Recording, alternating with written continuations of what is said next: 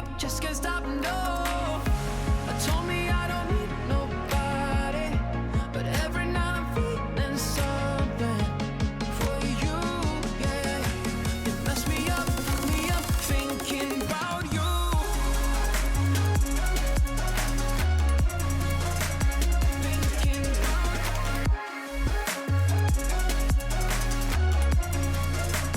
Thinking about you.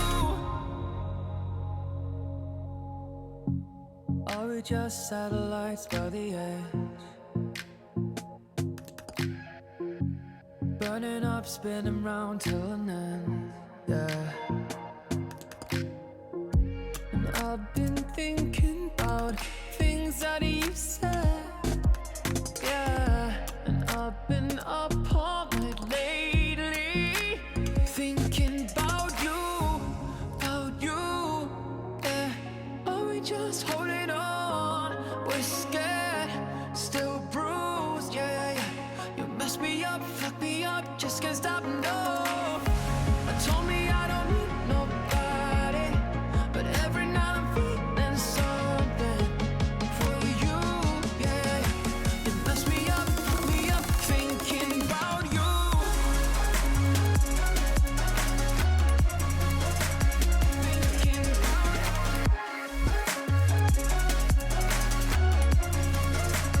Thinking about I told me I don't need nobody, but every night I'm feeling something. I told me I don't need nobody, but every night I'm feeling something for you, yeah. You mess me up, thinking about you.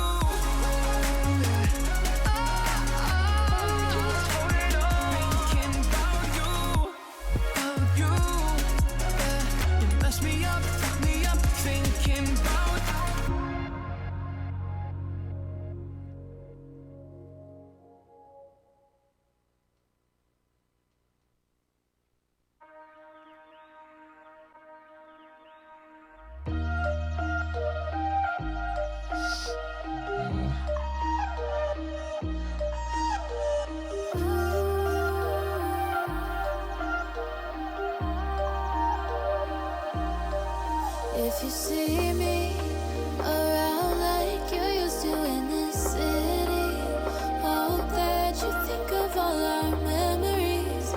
Never thought we'd end up back as strangers on the sidewalk. 'Cause I still think about before we said goodbye. You never left my mind, and now I'm wishing you would call me, like when we were falling. Love so far away, but now honestly, I'm wishing you would call me like you did last summer.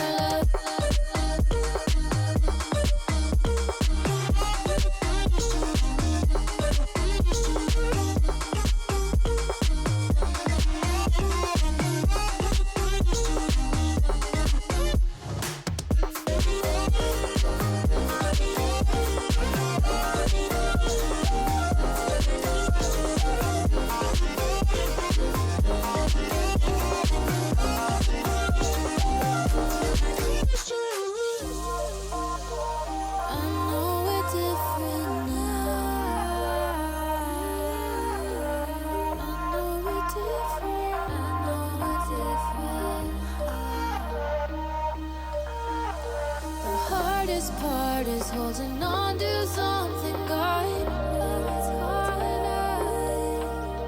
and I can't help but want you like I did before. 'Cause I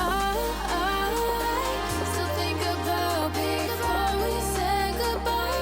You never left my mind, and now I'm wishing you would call me, like when we were falling. Love so far away, but now honestly, I'm wishing you would call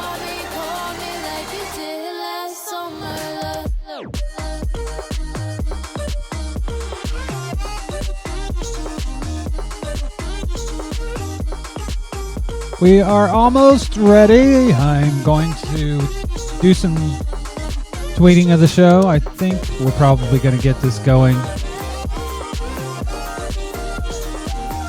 roughly in about 15 minutes at this rate.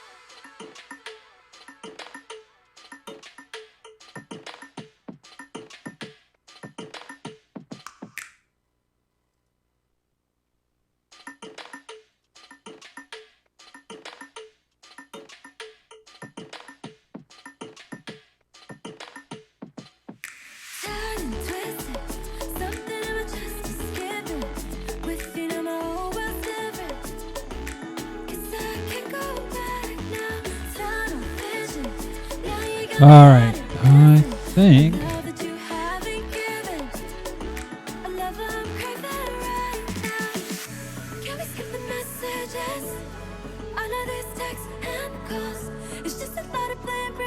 think we might be getting close.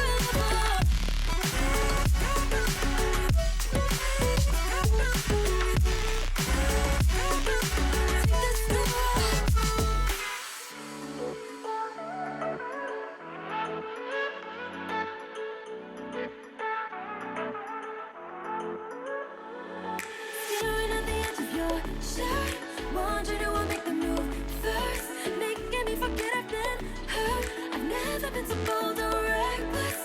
Now we're running out of our words, overturning tables we turn, throwing out the things that I've learned.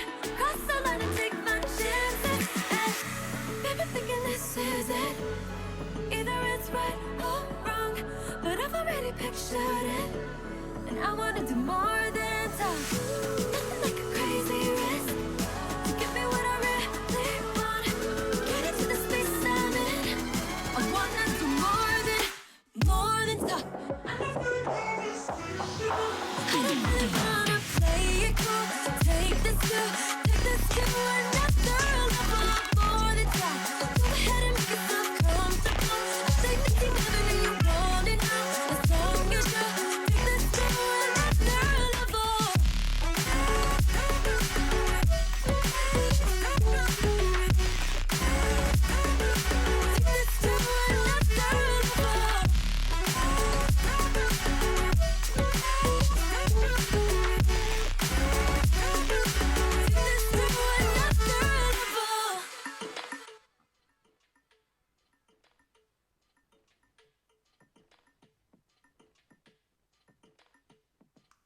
Welcome to the Tea Party with Marty Abernathy, a show by an ultra-feminine, meek, shy, totally unopinionated trans woman that seeks to listen to both sides and does not make fun of TERFs. You've listened to the show, right? You still want me to say this? Okay. Here's your host, Marty Abernathy. Good evening, everyone. Welcome to this still in beta tea party. Tonight we're going to be talking about a touchy subject in the trans community. Detransition. And we're going to be talking about different aspects of that. One of those things being surgical regret or surgery regret. We're going to be covering a lot of ground, but a lot of the critics today are coming out and trying to suggest that there's a big problem with trans regret and that there's this epic epidemic of trans people not really being trans and somehow being tricked by the internet into being trans. And as I said in a tweet on Twitter, I am going to steal a lot from, I believe her name is Joss Pryor.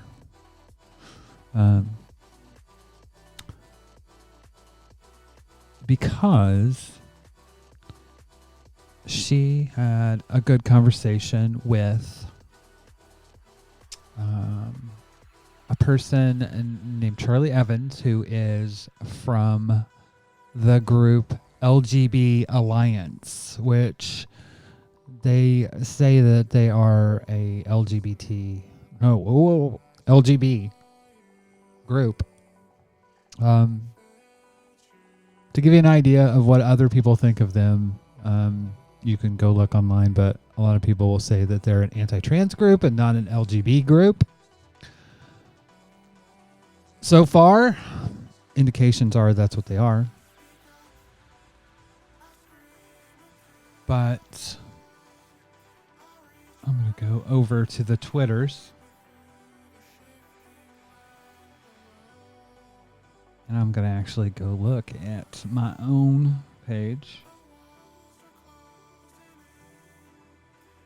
By the way, while I'm doing that, I'm going to do this. You can call the show in the US toll-free at 866-727-9070 and in the UK toll-free 808-189-0928.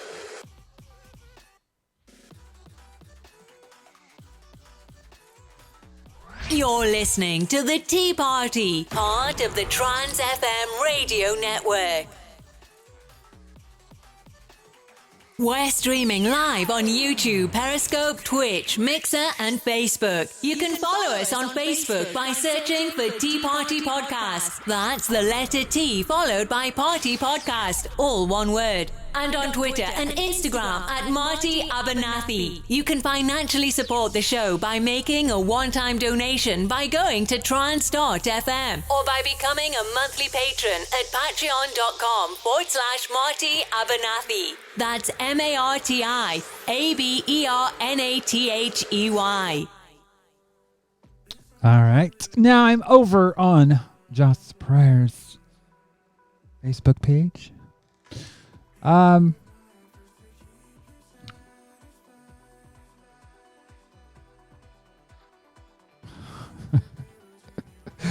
Oh dear. So apparently Charlie has blocked Joss.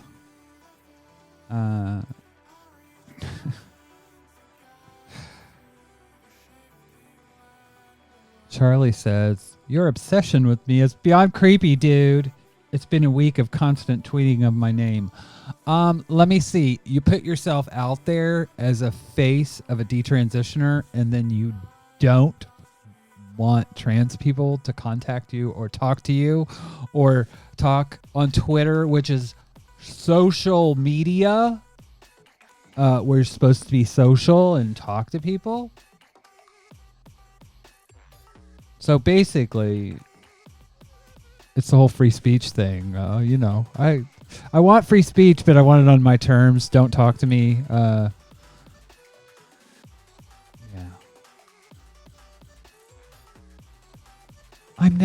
Charlie Evans says, "I'm never harassed by trans men. I have never had a trans man obsessively stalk my Facebook photos, watch videos, screenshot my account, and tweet about me daily for a week. This is strange.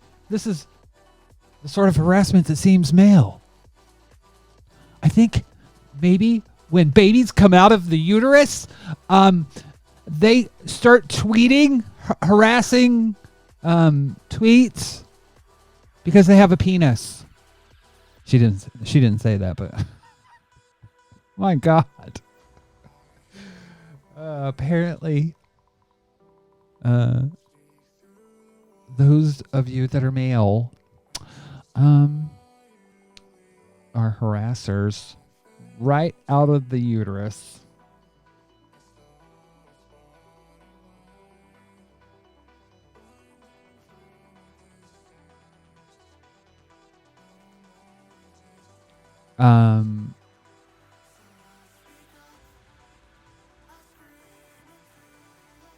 So Joss has a lot of opinions, and she is at JOSS_PRIOR on Twitter.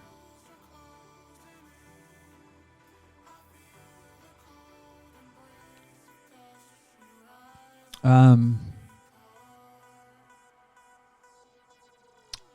trying to get some of this. I apologize. Okay, so Josh says, so a final recap on Charlie Evans of non-transitioning detransition fame. As a teenager, she was raised a fundy Christian, was same-sex attracted, tried to identify as a straight man to satisfy warped religious hang-ups, realized she wasn't trans, blamed the trans community.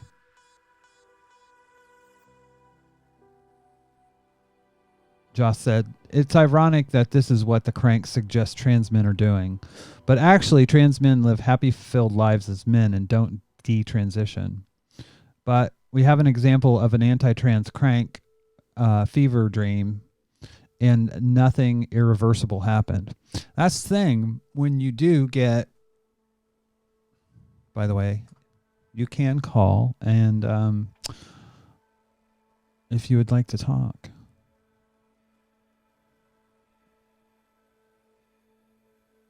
Oh, I'm getting told by YouTube that I have a trailer that I need to watch, but I'm not going to.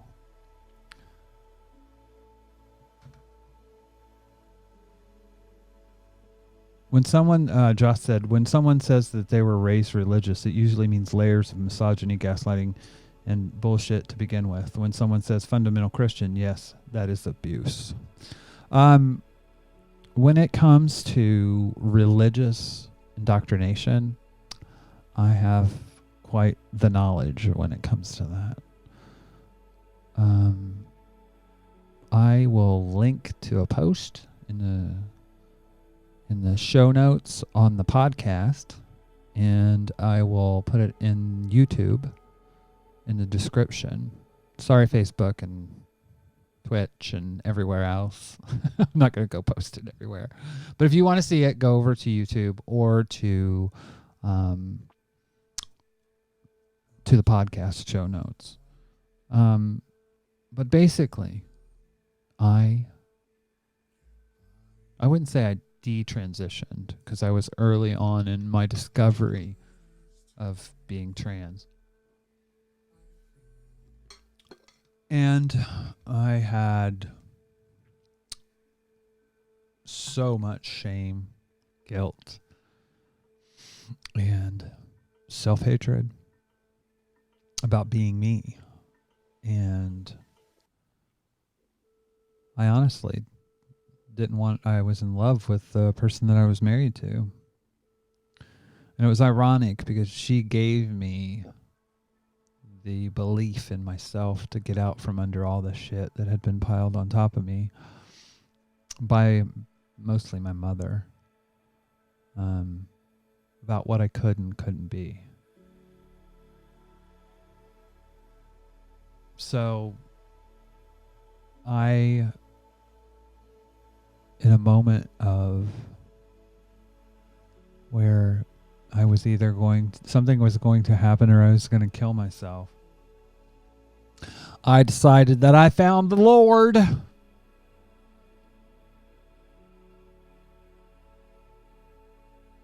didn't go very well. For 2 years, I tried to do everything that I could to not be trans. And it was funny because my ex said to me that I even though I was doing Christian work, basically I was considered myself ex-trans, and she said, even though you're doing that, you're still part of it. It's still part of you. I didn't want to believe her at the time, but it was true.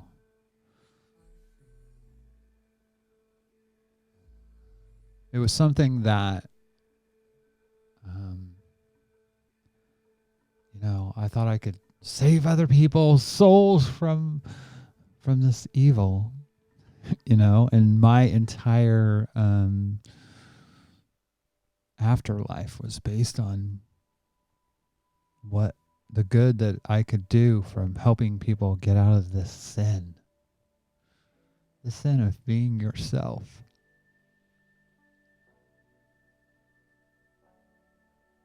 So I have a good idea of how Christianity can warp you, can make you in a place where the last thing that you want to do is transition. And I found Jesus to try to help me to not do that. So I know religious fundamentalism.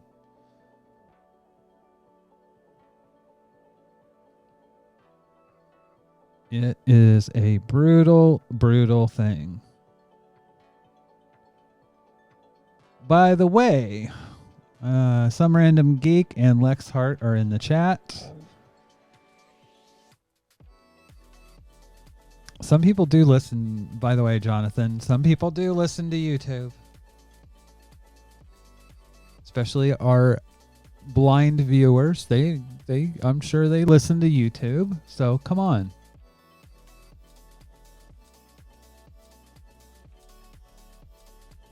Oh dear.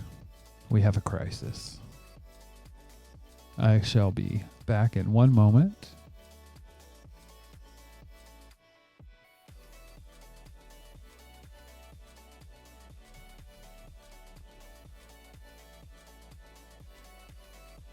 The crisis is my laptop's dying in 5 minutes. So I gotta go get my power cord. Okay. Sorry, guys.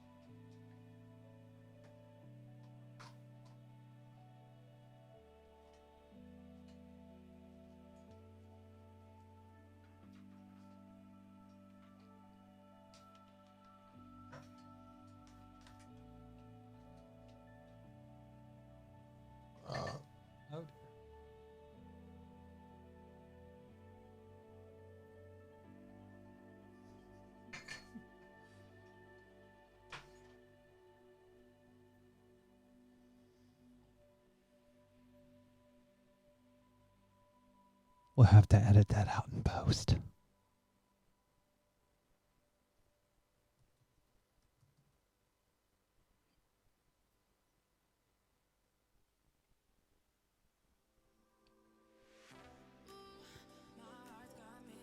All right, so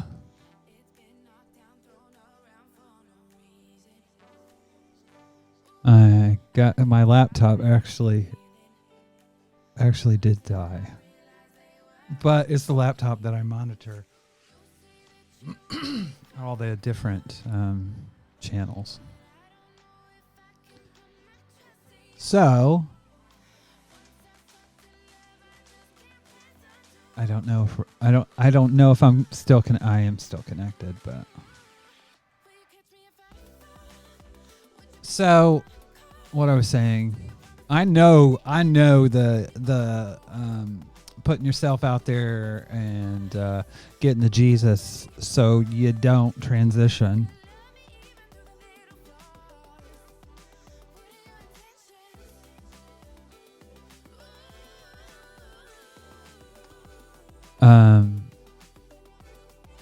It was really fucked. It was really fucked. Can't tell you how much shame and guilt that I had on top of me. And transitioning was the best thing that I've ever done. By far, it's the best thing that I've ever done. The thing that I can point to that it's closest to is kind of like when you put on a new pair of glasses for the first time and you've never worn glasses before. And as a kid, when I was in 3rd or 4th grade, I had needed glasses probably for a couple years. And when I got those glasses on, I could see the edges of leaves that were just a blur before. And that was kind of how transition was. It was me being allowed to just be myself. And it's not been the easiest thing.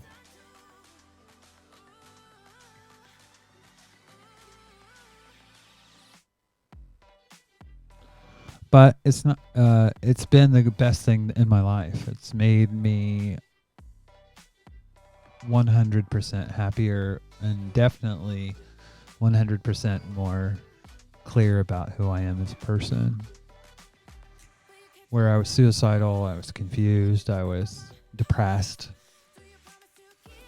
before I transitioned. So I come from a background where I can understand the religious aspect of this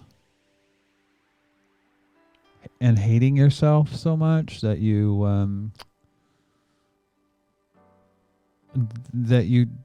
try to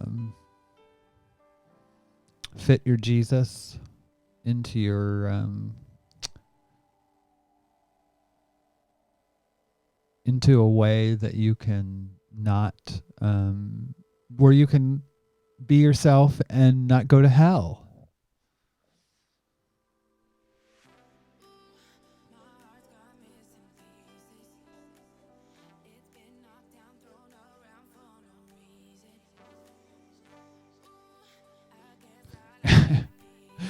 And the thing is, Charlie goes on. She repeatedly uses gendered words to talk to Josh, saying mate and dude and all that crap. It's so passive aggressive. But there is no rational argument to be had with these folks.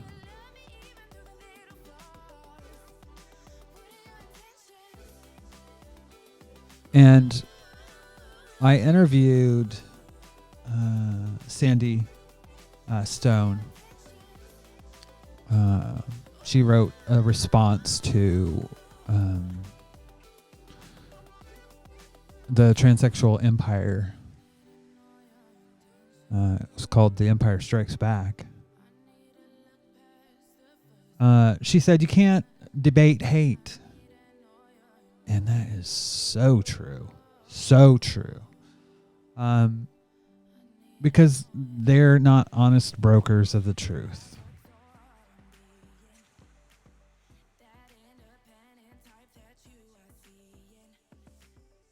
Somebody said, Charlie's like, your obsession with me is beyond creepy, dude. It's been a week of constant tweeting of my name. And then it's fucking November says, kind of like how you get media coverage for detransitioning when you never transitioned in the first place is creepy and gross. Yeah. But ultimately, what this points to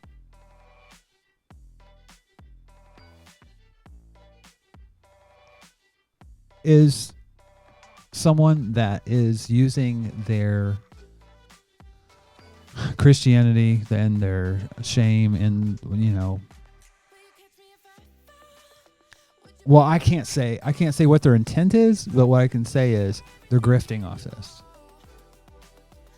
I kind of wonder what Charlie's job is, like if they have a job outside of this.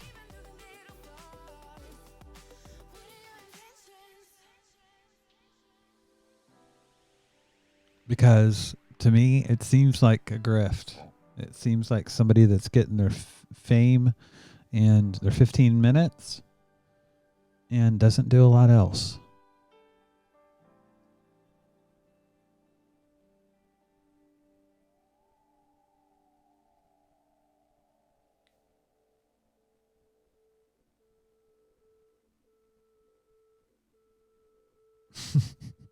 Josh posted something from Thomason Peck. Says, I don't deny gender dysphoria. However, society is to blame and be fixed, not one's body. Yeah. Yeah. So I guess the people that live in that society, while it's not being fixed, just need to go fuck themselves and go die somewhere in a corner or be fucking sexually assaulted because you feel uncomfortable. In the meantime.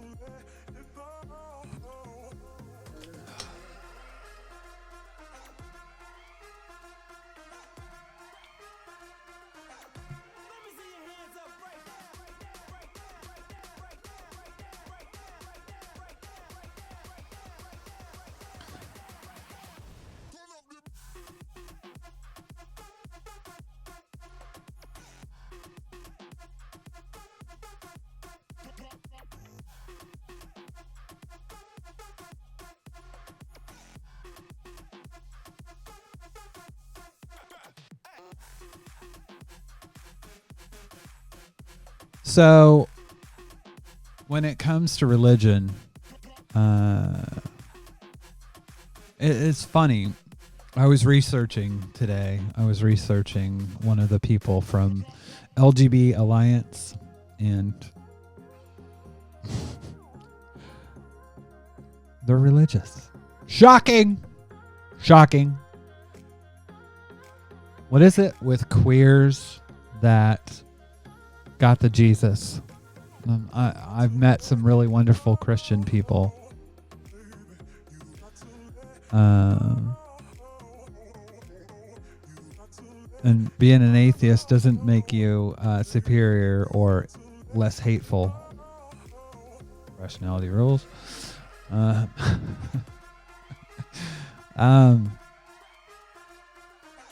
that being said, being religious doesn't automatically make you an asshole. Being a conservative Christian, probably.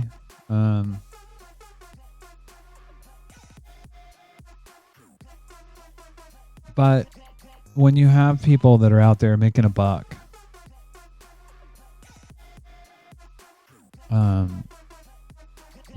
making their literally their only job is to go out in front of people and try to shit on trans people, on trans lives, and make us seem like we're some kind of deviant. It's tiresome and fucked up.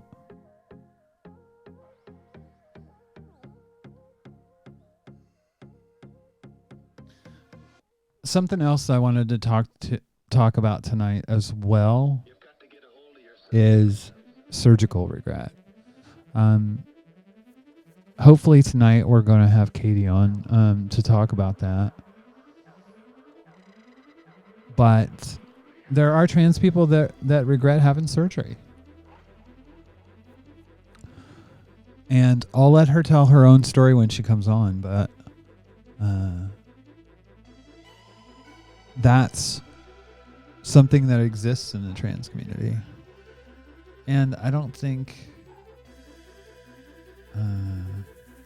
that's something we should avoid talking about.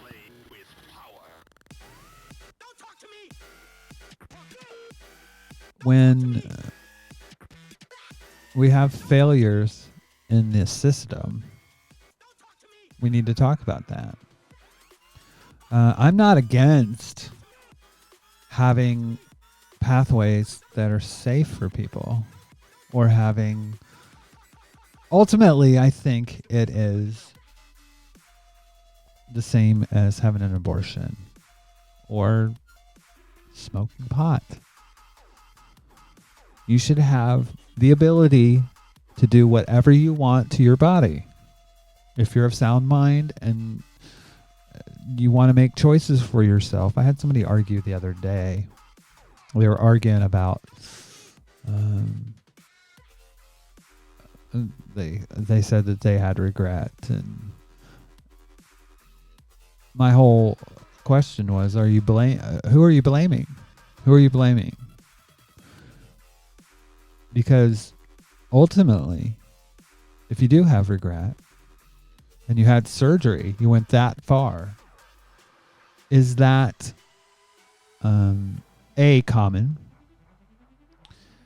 and B, is it something that if somebody smokes for 35 years and then has regret from it,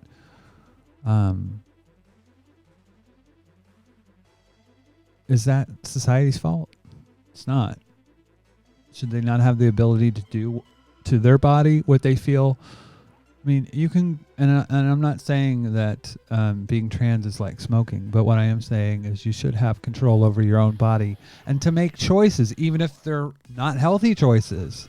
You can argue about something that really makes me laugh. You'll get people that talk about healthy tissue and sexual organs and reproductive organs. First of all, it's not a piano. So it sounds kind of creepy to call it an organ, but whatever. But when you have surgery, it's not something that you do, especially in the UK. Just to be seen in the gender identity clinic, you're talking about 2 years. So this isn't something that you just decide to do one day and then off you go. a lot of the people that have trans regret when it comes to surgery are because of other factors, because they feel like that they're bullied by other people, whether that be a therapist, a partner.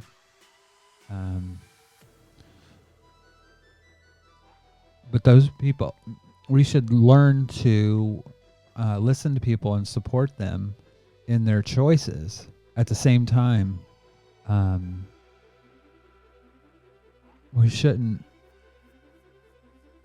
make it so other people can't make those choices, because the reality is that all the studies that have been done show that regret is under 5%. And I look at abortion regret. If you say trans people shouldn't transition, then you're saying that cis women shouldn't get abortions. They shouldn't be able to do to their bodies what they want to. Because that fetus inside them is healthy, living tissue. It's the same fucking argument, folks. Same argument. Ultimately, you should have the choice to do with your body as you see fit. The amount of trans regret as far as surgery goes, it is unfortunate when it does happen. But there's different types of regret. I mean, you have some people like Charlie that will socially transition and see that it's not for them, and then detransition. That's okay. That's how the system's supposed to work. I may disagree with the amount of gatekeeping, but in Charlie's case, it looks like it worked. Social transition, not happy. Detransition. There you go. No harm, no foul. But these folks want it both ways.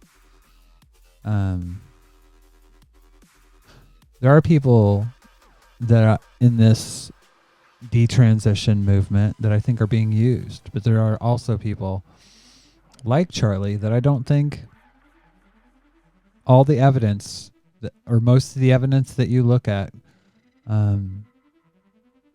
says that Charlie was never on any pathway for medical transition. That's okay.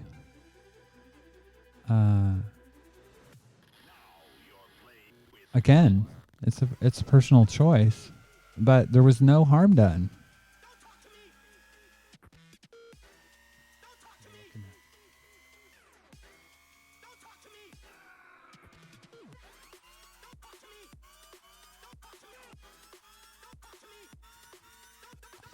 Lex Hart in the chat said, I feel like the discourse around regret falls apart as soon as it sort of leaves the trans community in general, i.e. cis people who want to legislate things to protect people. That's it. Because basically what people want is to take personal autonomy away. Give it to themselves and have control over other people's bodies.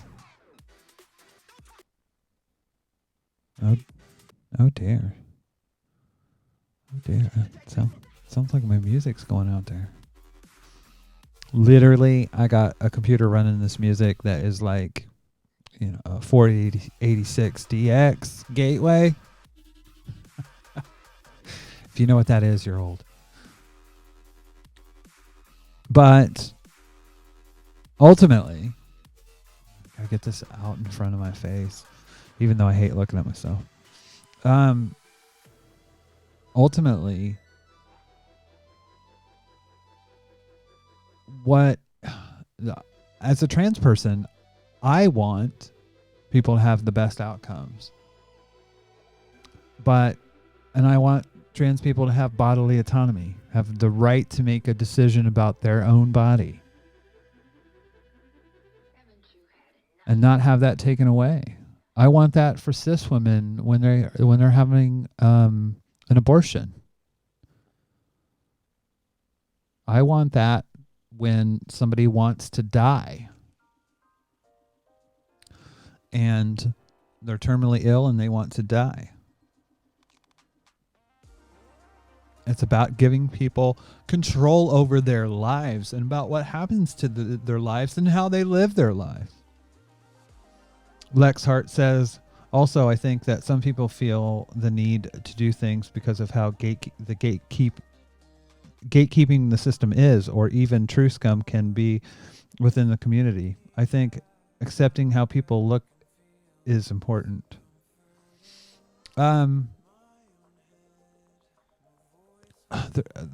Back when I transitioned back in the Stone Age, 2001,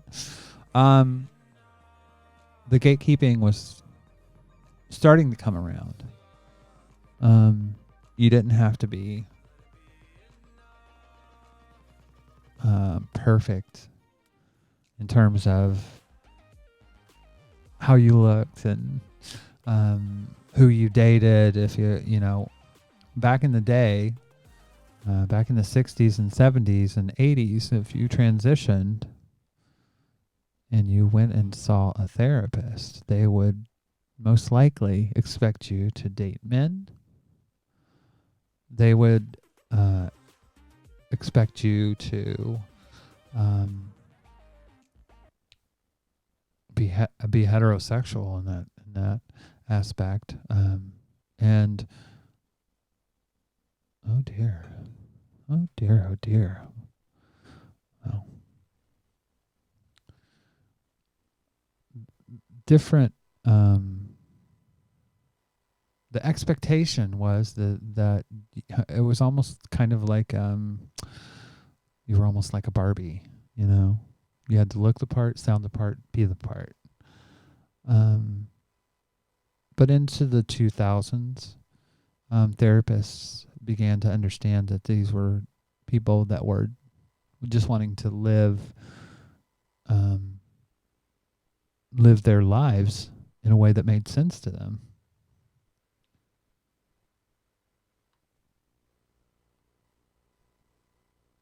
And that things started to change.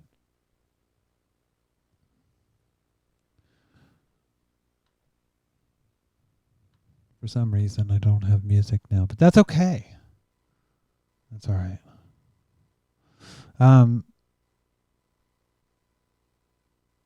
I am going to take a break for a minute. I'm going to see if I can get Katie on the line and get my music back going.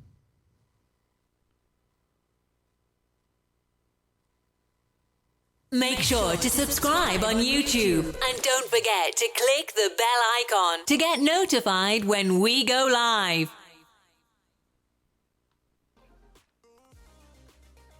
Well, that was easy.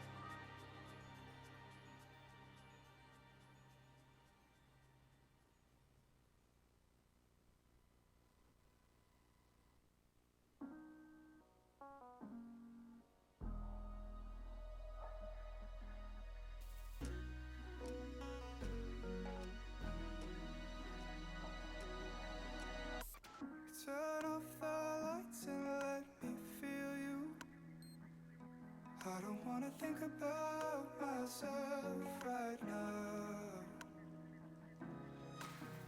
Stay out all night because I want to. Wake up in the morning and I'm hollowed out. I drew the outline on the paper, now I'm running out of space.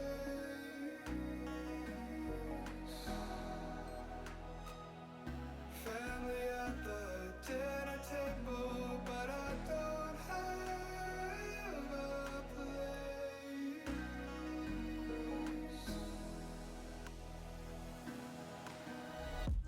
Where will we go? Why am I afraid to be alone? Sinking petals, looking for the bottom. Where will we go? Cried on the phone again, I'm sorry. You don't need to think about me breaking down. Looking for guidance, but there's no advice to give, 'cause I'm the only one who can figure it out. Where will we go? Why am I afraid to be alone? Sinking petals, looking for the bottom. Where will we go?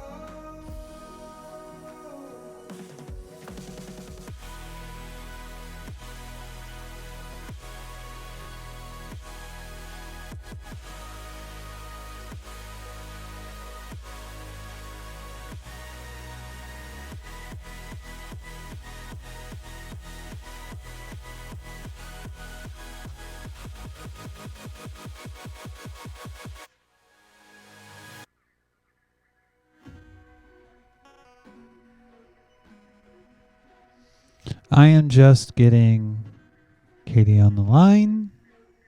So sit back and enjoy the music. She'll be with us in a bit.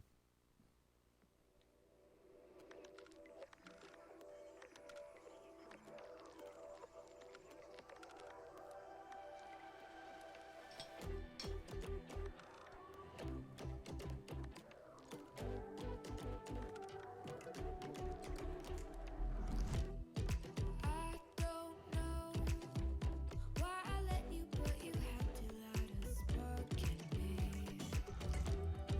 Lost control, falling over, getting pulled in by your gravity.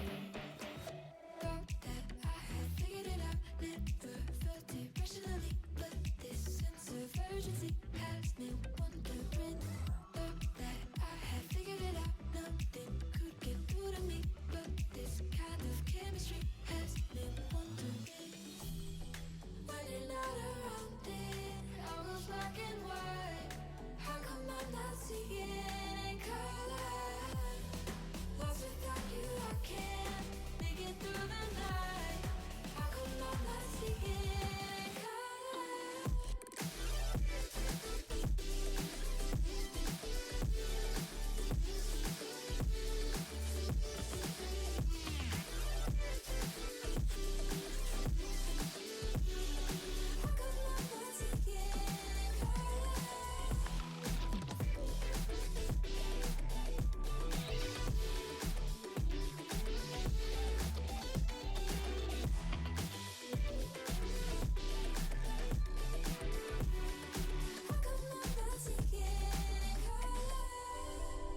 So far gone, I'm caught up, infatuated by our symmetry. It feels like before now I was only All right, our guest goes by the name Danielle.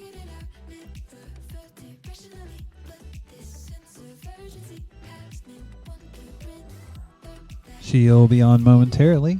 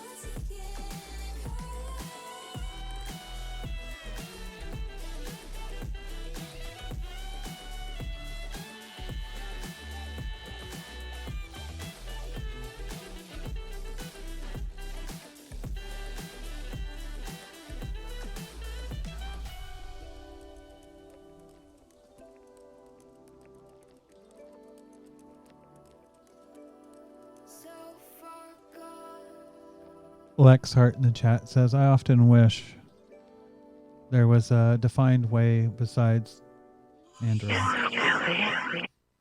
right. Can you hear me, Daniel? Hold on. I'm trying to No problem. bring you in and be all professional. It's hard for me. Beg pardon? I said I'm trying to be professional, but it's hard for me. Fair. So, I purposely didn't give a lot of background for your story because I kind of wanted you to tell it. Okay. And then I have some follow-up questions, but I'll let you tell your story, basically. Okay, I'm trying to think how to start this one because it's such Well, a mess. so okay, I'll help you out a little bit. So I know you from long ago. I don't even know if you remember this, but I met you in chat at Susan's. Minnie. In what? I didn't catch that. I'm sorry. In chat at Susan's at the Chi-Chi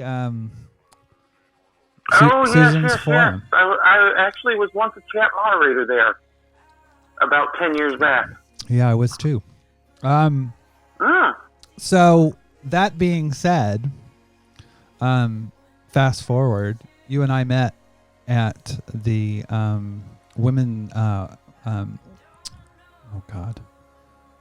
Secular Women Work Conference as well. Yes. So you've been on quite the journey, but one of the things that we've talked about lately is that you were banned from Susan's. Is that correct? And a number of places at the same time, actually. Okay. Or within approximately 1 year. So why? Because I think this gets to the story. Okay. Well, the official reason given was a claim that I was working with anti-trans or anti-LGBT entities, groups, personnel, however you want to put that. And this would have been in 2013 to later 2013 to early 2014. The basis of it was really basically I was having regret because of having had vaginoplasty. And the best I can say is there seemed to be an automatic assumption that anyone who had regret was actively working against anyone else having access. There were some political matters outside of me. A certain well-known person who advocates that had started up on that approximately a year prior, so there were a lot of sensitivities, obviously. And I feel I kind of just got caught in a proverbial crossfire about that because, I struggled after it. So when you say that you have regret, as far as surgery goes, what happened as far as why did you have surgery in the first place? Okay. This story, it's probably going to get slightly lengthy. I'll try to keep it to the pertinent data. You take as much time as you need. Fair enough. Elements of it start, I was first out in the summer of 1994. I was living in Scranton, Pennsylvania back then. It did not go well. That was a horrible place to be out as any LGBTQIA person at those times. And I spent from 94 till the later 2000s when I moved to North Carolina, trying to get access and never succeeding. trying to get anywhere. I talked to a few therapists, but it all went the same. There weren't then, of course, the modern guides and to a degree groups. I mean, some of the long-time online sites were around during some of that period, but I had never heard of them then. The only one I knew was email groups, and Usenet was a big thing. But sharing of information was a little bit sparse in those days. In the later 2000s, as I said, I moved to North Carolina, the central region of it. And the problem was there were very few providers there, all of them pretty much classic gatekeepers. For example, there were two therapists who would treat trans people. One very strictly required 3 months of therapy before they would write a hormone letter and make the referral. The endocrinologists who treated us in the area strictly required that letter. The other therapist, it turned out, required a year of therapy before being willing to write that letter. And various lead times with scheduling appointments, etc., often meant this stretched into, it could easily stretch up to 2 years to be able to get HRT started. Further, but I'll add here, it was finally having progress after 15 years of being utterly stalled on that. Add to it, the doctors, the two endocrinologists in particular, took very classic gatekeeper approach. It's the kind of things we hear often from trans people, trans women in particular, in the UK about, in certain areas, you have to make sure you wear the skirt or dress to appointments. That's how these doctors tended to be. You have to ever miss one and go ahead. You have to be presenting in the gender you wish to transition to, and yes, and they held to a very strict, exactly, classically. And the interesting thing here was, until surgery, all of my providers, all of the therapists, and all of the doctors I went to were cis women. Just pure luck of the draw on that one. They didn't even hold themselves to the kind of things they required of their patients. Ironically, yeah. It's not a huge surprise, but one of the key points about how my path to surgery happened was the first endocrinologist I saw wouldn't prescribe to me until the second appointment for some reason. And it wound up being 5 months later. So we're talking more than a year after I started therapy. And at that second appointment, she began a conversation questioning me about my transition plans. And her opening statement was, and I quote, "You are paid enough that you have no excuse for not having SRS." Should anyone be wondering, I was a state government employee at the time, which meant my salary was public record. Local newspaper every year did the request for all employees and posted on their website. Although she never said it, it's pretty obvious how she figured out what I was paid. She went to that website and looked up my name. But it was very clear having that surgery was expected, demanded. Going without it, transition without it was not acceptable. So it was an end goal, basically. Yes, and it was assumed every AMAB person had that end goal. I'll add here also, although the endocrinologist never directly said this, it was clear they were not a fan of orchiectomy. And my therapist made the strongest statement about it, that it was seen as, how to say, a distant second best, and then only if having vaginoplasty could not happen within what they felt was an appropriate amount of time. And their term, I think my therapist put it at 5 years. But clearly it was, their view was the goal should not be that, it should be vaginoplasty. I had numerous problems with that endocrinologist. I sought to change doctors for my HRT. I did find another one. I asked my therapist to refer me because it was an endocrinologist who was on referral only. And my therapist refused, insisting the one I was seeing was the only one who could handle it. I used my GP to circumvent that. Unfortunately, the new one was pretty much the same. And, I mean, the trappings were different, the specifics were different, but the overall effect was the same.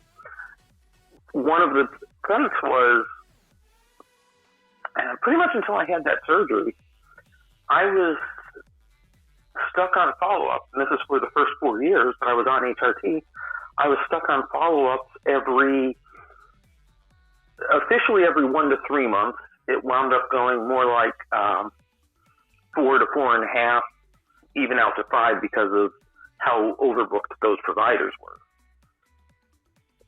I had points of running out because of that. At every such appointment, my dose was changed, sometimes decreases as well. Officially, the reasons were DVT risk, but from reading in between the conversation, between the lines of the conversation, it seemed they felt I wasn't progressing fast enough toward that goal. That was the message I got. It was really, we're going to jerk you around until you have that surgery. We're going to keep you on frequent follow-up until you have that surgery. You have to stay in monthly therapy until you have that surgery. That was the constant message. So basically, now, there's an obvious question. Your pathway was very directed and very narrow. Yes. Okay. Now, to take a quick aside, there's a couple obvious questions. Why I didn't do a DIY route, at least as a stopgap, and why I didn't go out of state. The real simple answer is I was in a marriage that was abusive, and at the time I did not understand it.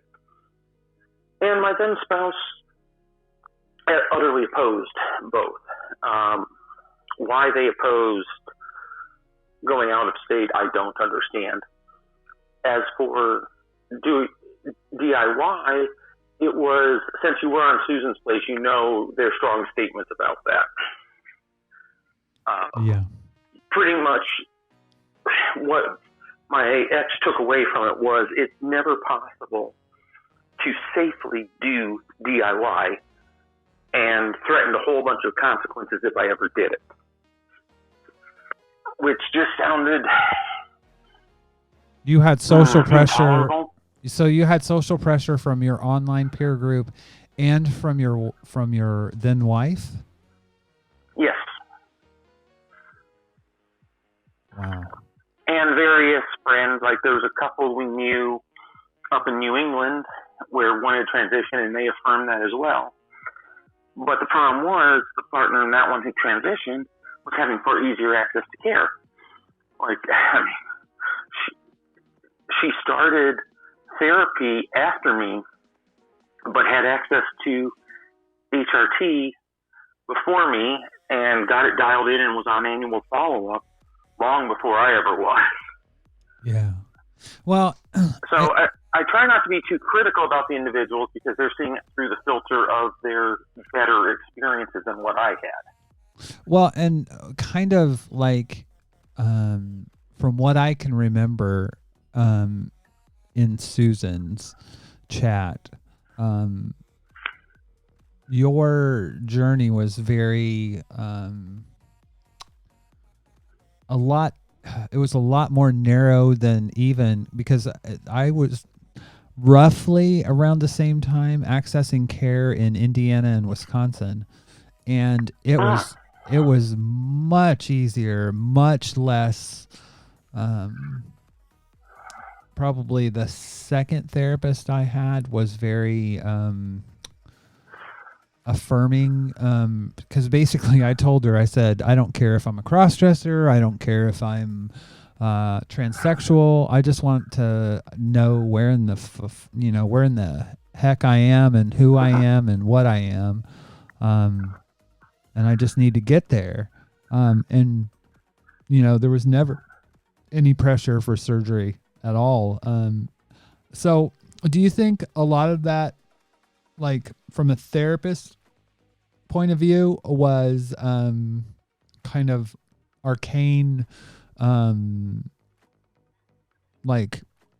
stereotypical therapy that you would receive in basically what's the South, a very conservative area?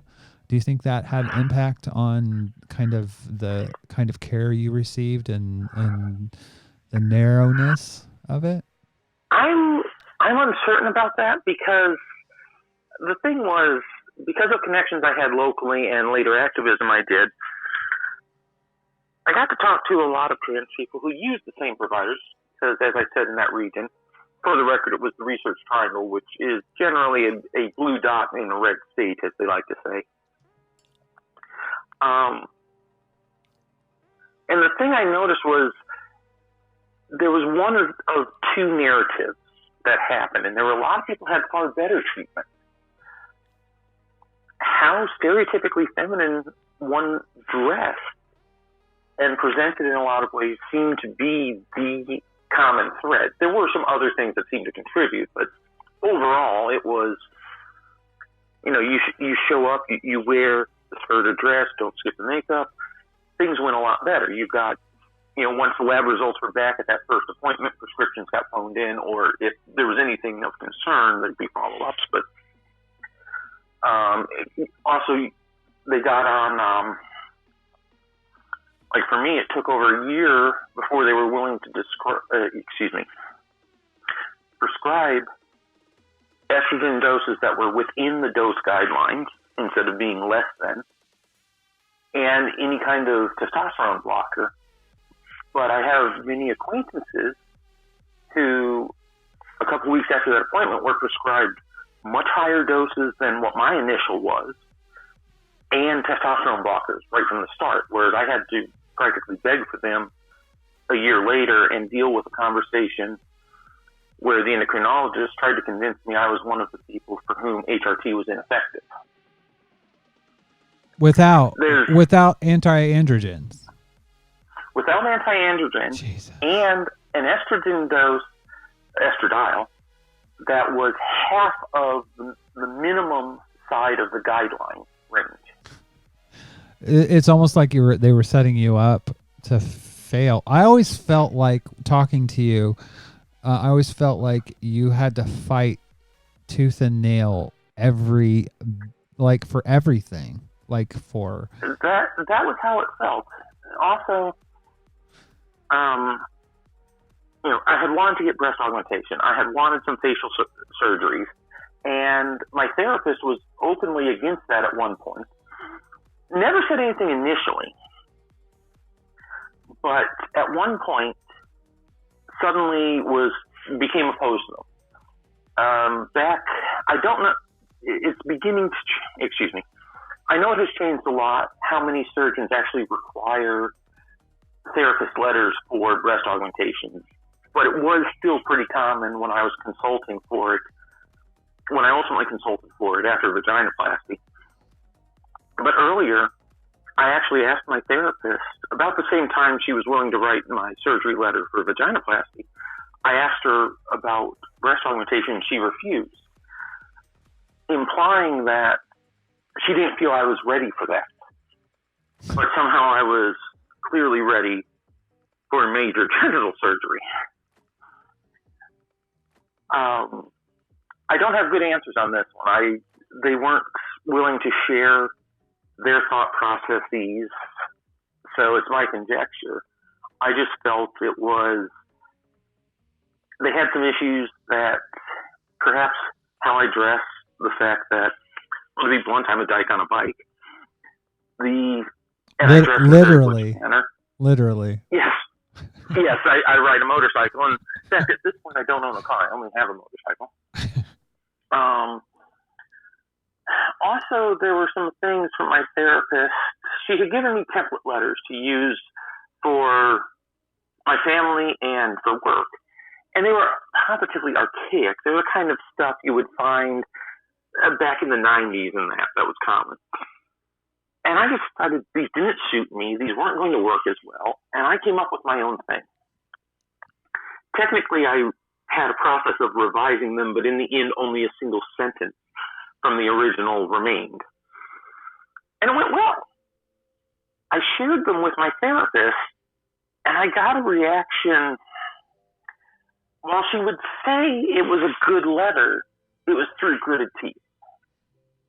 Like you had it was made clear a she mistake. wasn't pleased. Like you had fucked Beg up. pardon? Like you had made a mistake. Yes, and everything went well, but she was not pleased that I didn't strictly follow her advice. And instead, I said, without talking to her or anything, I said, "This doesn't suit my situation. I'm going to find something better." And it was a strange one like that. Also, I'd like to, one thing I want to get into here, because it was an odd one. At the outset, and my therapist had never said any particular restrictions about writing a surgery letter, except 9 months of RLE completed, with the idea being you could schedule it. That way you could then have, in her mind, you could have surgery at 1 year exactly. By that point, it wasn't actually true. None of the surgeons had, only a 3-month wait list, but some of them were down at 4 or 5 months. When I got toward that point, I found suddenly that requirement had changed. She would not write the letter until the full year. And then I never really in-depth researched surgeons, because I talked to her in sessions about some of the ones I was considering. At first it was some of the U.S. ones like Bowers and McGinn. And I got a hard sell for 2. And I noticed this repeated. No matter what surgeon I was considering, it was always she was focusing on those 2. And after a while, even it was one of those situations, she would not directly say, "Oh, I will not write a letter for that surgeon." But the cumulative effect was clearly, to me, a message. She was not going to write a letter for any but these 2 surgeons for me. One was the one I ultimately went to, Broussard, and the other was one in Belgrade, who at that point was not very well known. I don't know how long he'd been practicing, even. And, being yanked around on HRT all this time, my marriage situation deteriorating, and me not understanding why, so much else going on, I gave in. I was out of energy to keep fighting at that point. I went with Broussard because from everything I could find, he seemed to be the better option. As far as that goes, I will always have questions of, would my result be better if I had really gotten to make a choice and truly make my choice and have the full support of that? So, Danielle, one of the disturbers. Danielle, before you go any further, can you define then and now, what would have been your preferred pathway?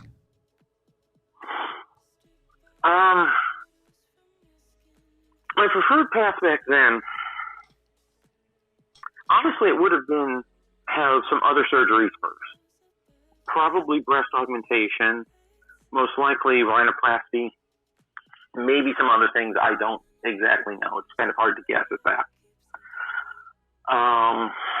Vaginoplasty may or may not have happened. I really can't say for certain on that. But you do feel like that was kind of put in front of you as something that was a requirement to go further. Kind of like you had Exactly. to do that first, and then you could have these other things. And the best way I can put it is I saw having vaginoplasty as yet another of the hoops we had to jump through. So and rather than it being this is the thing that's right for my body. And did you ever discuss this kind of deviation that you from the trans narrative of that you wanted these other surgeries but maybe not SRS or GRS, vaginoplasty? Not so much with my providers, because whenever I tried to broach that topic, I got a pretty negative reaction. When you say pretty negative, like how negative? Yeah, it's a fun one because they never would outright just say no, but you'd get things like suddenly they'd be the endocrinologist, suddenly the concern about a DVT would ramp up, or things like that. My therapist would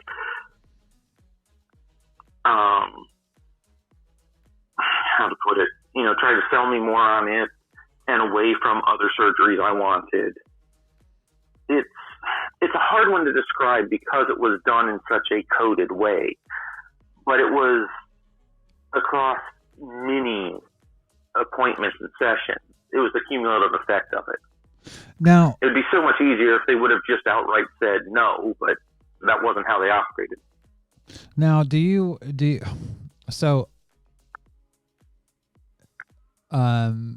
if you were advising someone that was in your situation, are you saying that because a lot of people will say, like you have stated, that your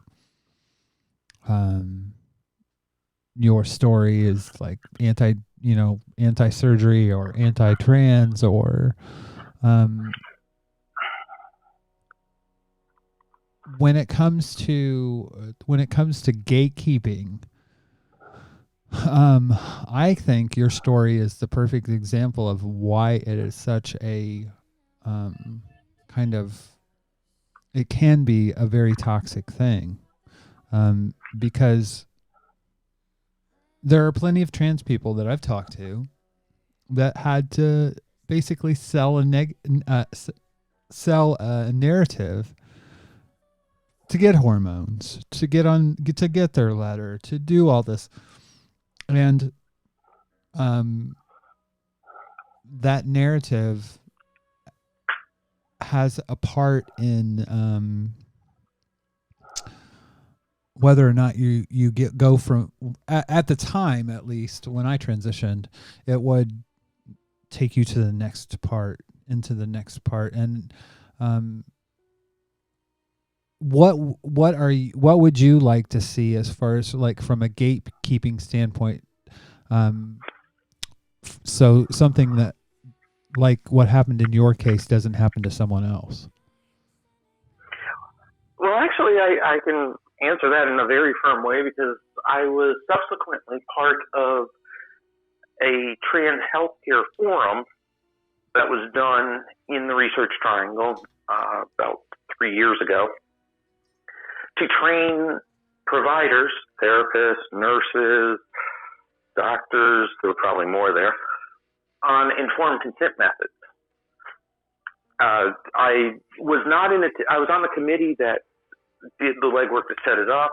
I wasn't in attendance at the day of it because I was attending a friend's wedding halfway across the country that day. But the thing for me was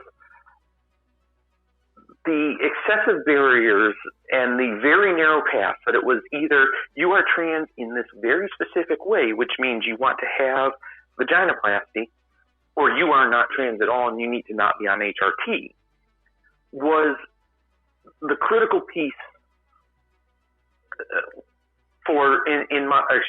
the root cause, if you will, in my situation of where it all went wrong. If I'd had some freedom to make choices and had support, like, having breast augmentation would not have led to adverse actions regarding my HRT, I believe pretty firmly the particular regret situation I have doesn't happen. So if I had truly informed consent on it and free consent for defining what my transition is, this regret doesn't happen. This difficulty does not happen.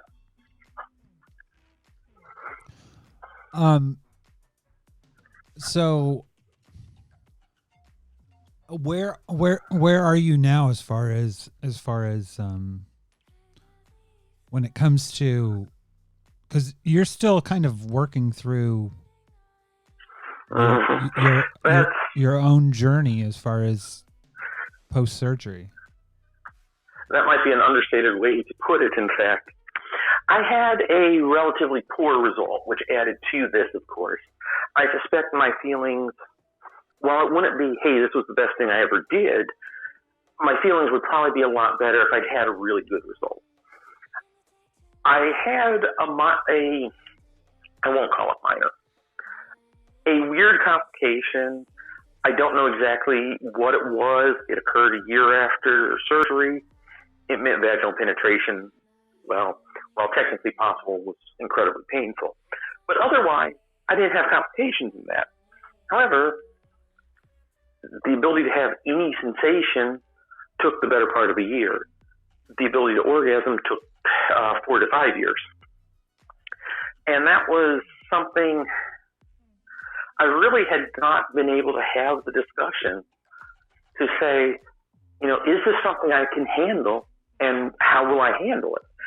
It's a low probability risk. I want to say that up front. I don't want people to think I'm saying, oh, this happens most of the time, because it doesn't. And there are worse outcomes than I had as well. But one of the things I feel is critical to informed consent is there is discussion about how do you handle these kind of situations? And do you have support providing that support as well? Because the other problem I had was I really had no support. I couldn't find therapists who could really deal with me. And in particular, I had a very difficult time finding anyone who could see the regret that I was experiencing in the narrow band that it was, instead of seeing it as it's about my surgery and or the outcome of it. There was a temptation to see it as it's about transition as a whole, which was very much not the case. Every other part of transition I was happy with. When I tend to think, I'm really I really see the pathway for trans people as being something that it very much aligns with both abortion rights, death with dignity, and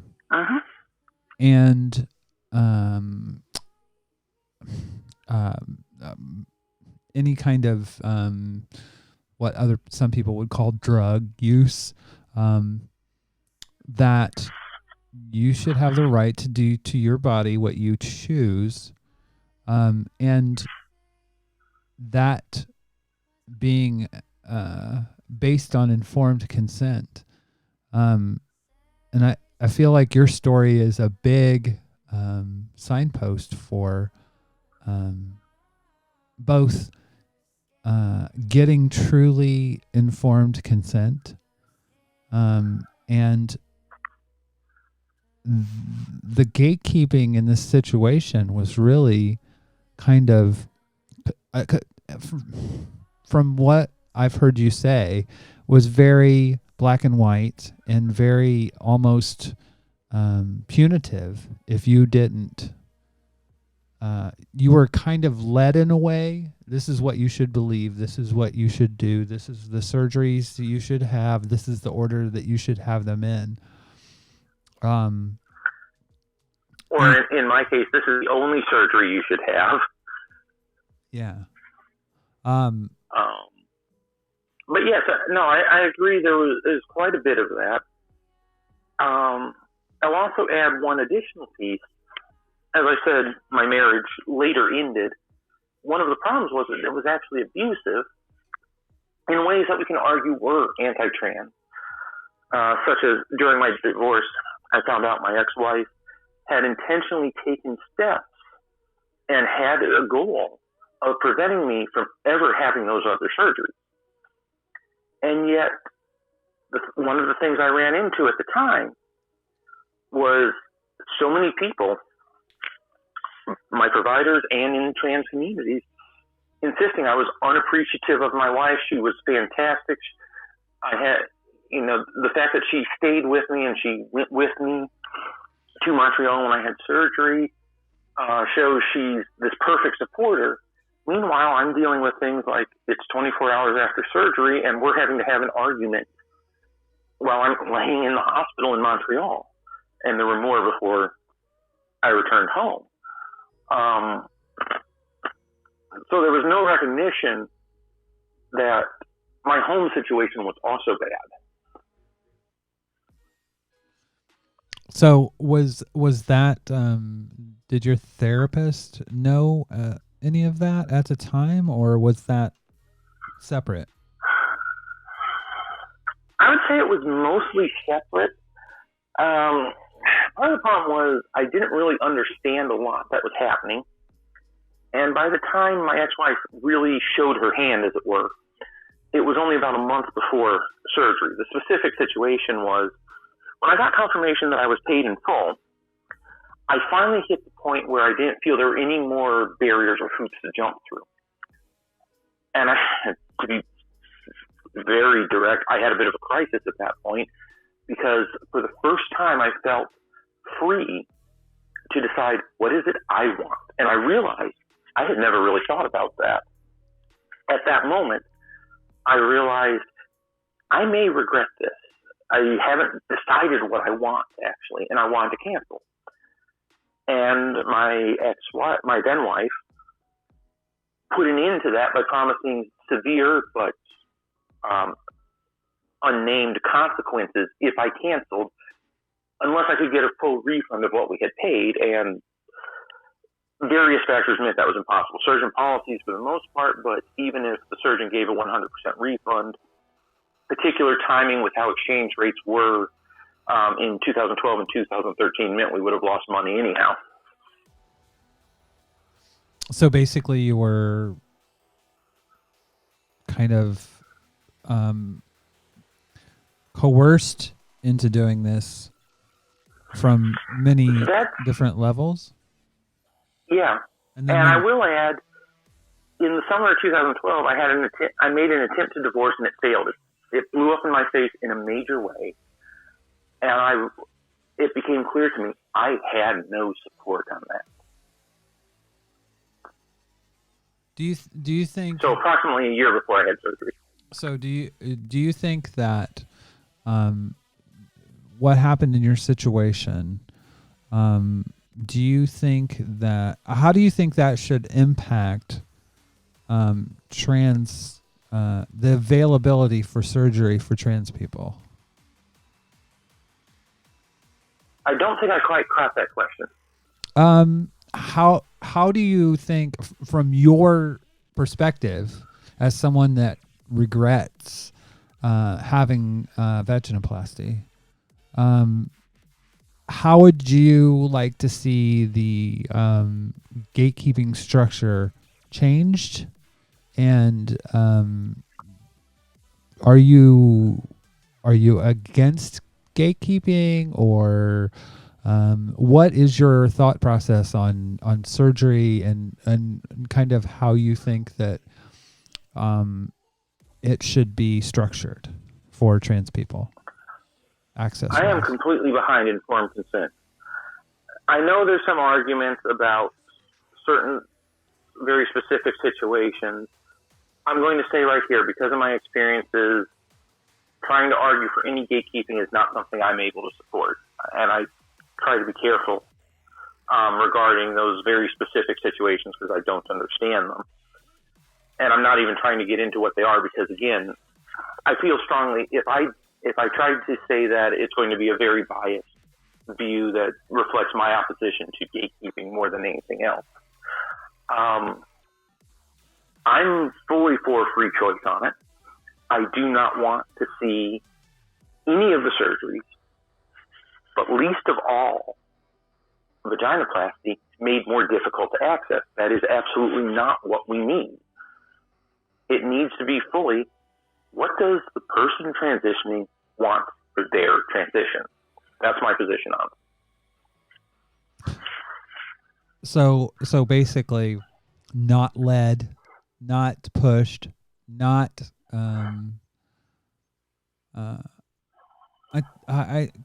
because I've written a lot on trans kids and parents letting the child lead the way, and it kind of almost sounds like that's kind of where you would like to see this go as well for adults, is for transition to be more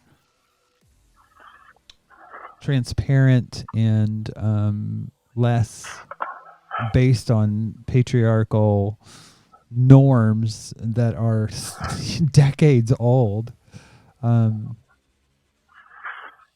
Is that close to kind of what you're getting at? I would say so.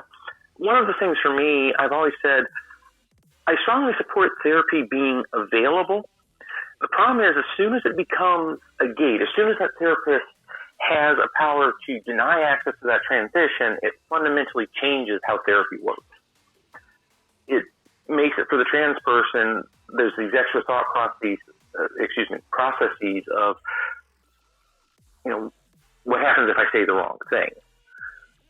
And that was part of my own experience to a large degree. I felt I had to be very guarded what I could say in therapy in particular, but also due to the particular case with my HRT providers in those appointments, since they were concerning themselves things that were not strictly the medical end of things. And so there were a number of things that I really needed to have the freedom to discuss in therapy, but because it could mean losing access to HRT, I did not feel I could safely discuss them. So, you were really kind of restricted in this tight way that if you said one thing or another, it would have been. And for you, are you saying that HRT was something that was transformational and that you valued quite a bit? HRT was amazing for me. I valued it very greatly. It's the single best thing I have ever done for myself. And I also had an experience in early 2012 and there's a particular set of circumstances that happened which are very much too lengthy to get into, but it's part of why there's an endocrinologist in Durham, North Carolina, who I wouldn't trust any aspect of my health care because of her approach to that particular situation. I was almost completely taken off of estradiol. My dose was substantially reduced. My levels crashed out. Within a month, they went back down into the normal male range. And the emotional impact on me was horrendous.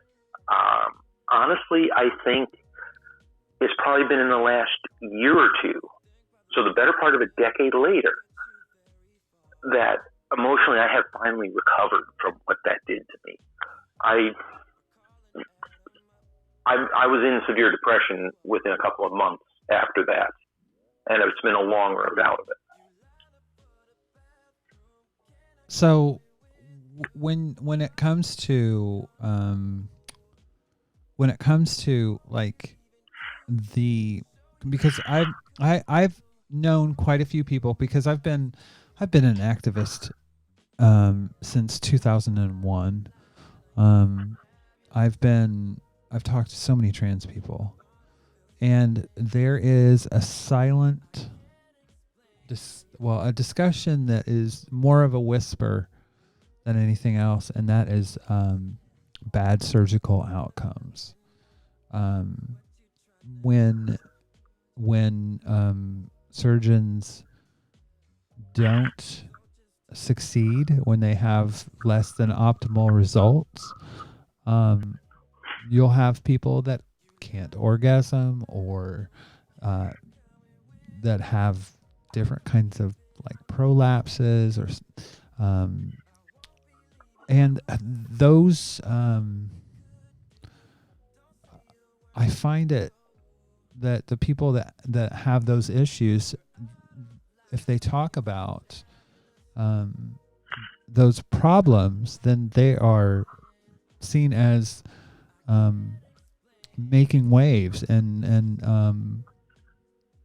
I do think to a certain extent, again, informed consent is key here.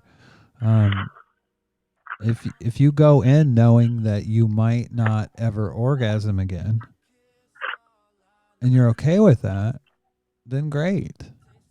But I'm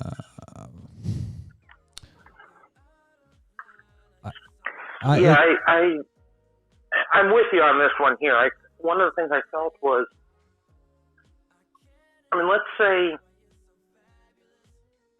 I had been given this information in those mini discussions, because I had, having to stay in monthly therapy for about 4 years meant there was a lot of time to discuss many things. If I had been able to explore that, it's entirely possible I could have still chosen to have the surgery, but I would have had the emotional preparation and the emotional foundation to handle a poor result. And instead, I come to it, here I am, approximately a month out of surgery, is when things really hit, which also, it coincided with a bit of post-surgery depression, and it really hit me hard because, I was already dealing with depression that was scarcely managed. And I had a moment when I specifically realized I have no idea how to handle this. I have no idea how I'm going to live with this. It was the first moment I had the chance to even think about it. And having that information up front, frank discussions about it, I think is critical to better outcomes as a whole. Not even if it's not. Let's be real here. We're talking mental health matters surrounding it. It's much more being emotionally able to handle the variety of results that are possible. I tend to think that is part of it should be part of the consent model. Because if you don't know what that you might have to live with, I agree with you. If you don't know that, especially in a you're talking about people that go to conferences, that put up booths, that this is our best work, this is, and they sell a product. And in the case of my therapist talking on that side of things, here's someone who has presented at the WPATH symposia, even. And this is the care I'm getting from them. Yeah. Again, though, you aren't saying that you don't think that people shouldn't have access. But more. I'm afraid I didn't quite catch what you said. No, you. But from what I'm hearing, you're not against access. You're more wanting clarity in informed consent. Yes, I do not want to see any restrictions added on access. I feel, in fact, there are too many restrictions. As it I'm speaking as it was back in 2012, 2013, because for rather obvious reasons, I haven't kept up with what the state of things are. I feel, as it was at that point, I felt there were too many restrictions. I'm curious, do you feel like because you've now had breast augmentation, correct? No, You I haven't? have not. No. Oh. I had consultations on it, and it's weird, but in the end, because of the situation with my ex-wife, where she was dead set against me having it, even though she didn't tell me this, the money was never there to have it. I did not have inclusive insurance through my employer, and my attempts to get a job that had inclusive insurance ran into very staunch opposition from my then wife. And since the divorce, I've not been in a position to be able to afford it. Oh, I was just assuming because for those of you that don't know, Danielle and I have Facebook friends, and you just present yourself in a very let's just say I thought you had breast augmentation. You're not the first to say that. Part of it is, as far as results, hormones were very kind to me in that department to begin with. Also, there's some things like some of the pictures I have since I've been going to things like Ren fairs and that. I tend to wear fairly low-cut tops. They're tank tops, honestly, but stretchy ones. I often do a push-up bra or, with Ren fairs, a corset, which is sometimes just out of view. Like, I think perhaps my current Facebook profile picture has that situation. Yeah. So I wind up with epic cleavage, but if you're in a corset, most people are going to have that. Yeah. So is there any part of this that anything that you don't feel like that you've covered that you want to cover? I can't say that there's much. There's a little bit of a postscript to it all, which is weird. After surgery, after vaginoplasty, I had still problems accessing HRT with local providers. At that point, my then wife switched and supported me going out of state. And I do not know why. I never got an answer on that. And I began traveling to Atlanta, Georgia, to a provider. Within 1 year, we had my doses dialed in, and suddenly things were good. Basically, the treatment I should have had 5 years earlier finally happened. But it felt like there was a view that treatment was acceptable until I had that surgery, and suddenly something about having had that surgery made it unacceptable to treat me that way.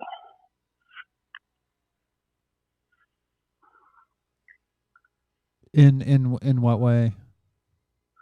Like the monthly, up to monthly changes in my dose, increasing and decreasing it, keeping me on very low doses of estradiol, so on and so forth. So you think like post-surgery, and years of that. So post-surgery, you felt like there was a shift? Yes. That a lot of the "who are you to question what your doctors are doing" rhetoric I got, in particular from my then wife, but also in some friends' communities, suddenly shifted a bit. And one of the things that really happened was I suddenly started getting, I would ask about, hey, I need information about providers in other cities. I had been asked, or other providers even in the same city. I had been asking that for years before surgery. And rarely did let me back that up. I got one direct answer once, which was my second HRT provider. There was an additional one I found out before surgery,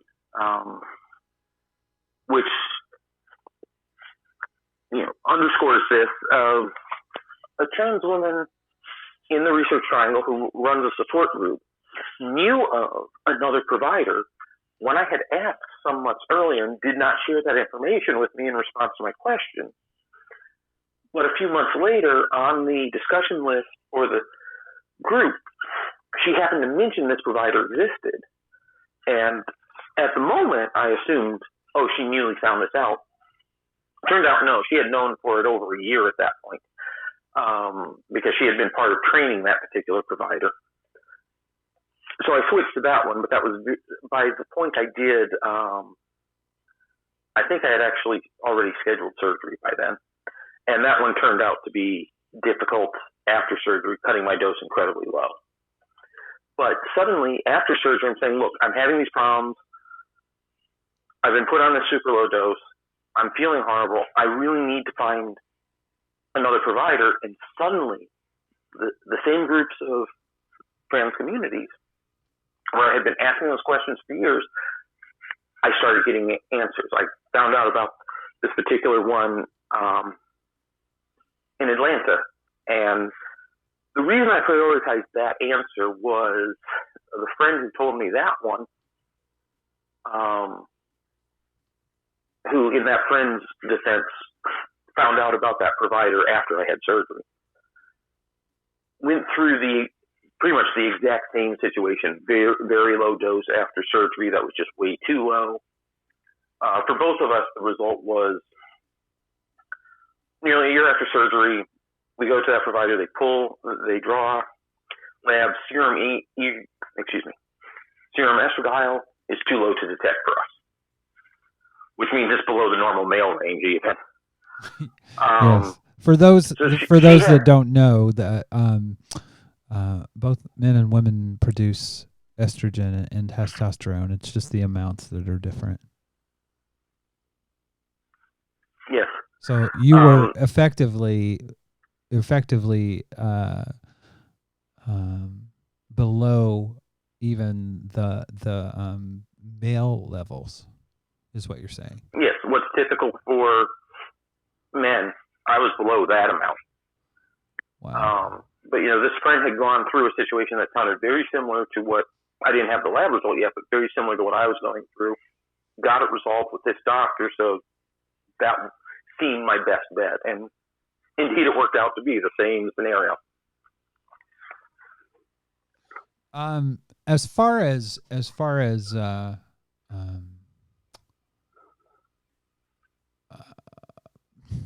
trans regret, I have very complicated feelings because I have like a history of religious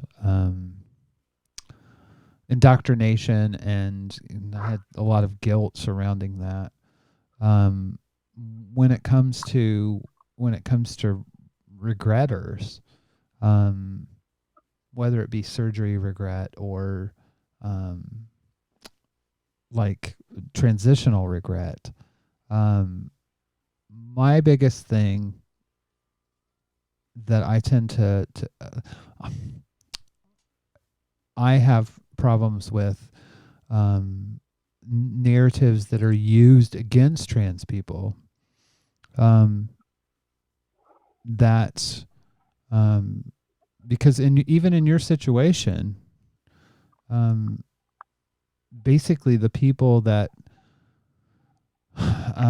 were supposed to be giving you care were actually giving you a pathway through that hoops that you had to jump to get access for something HRT that you wanted. And to continue on to get that, you needed to have this surgery. To me, that is more of a gatekeeping thing. And it's not something that I think,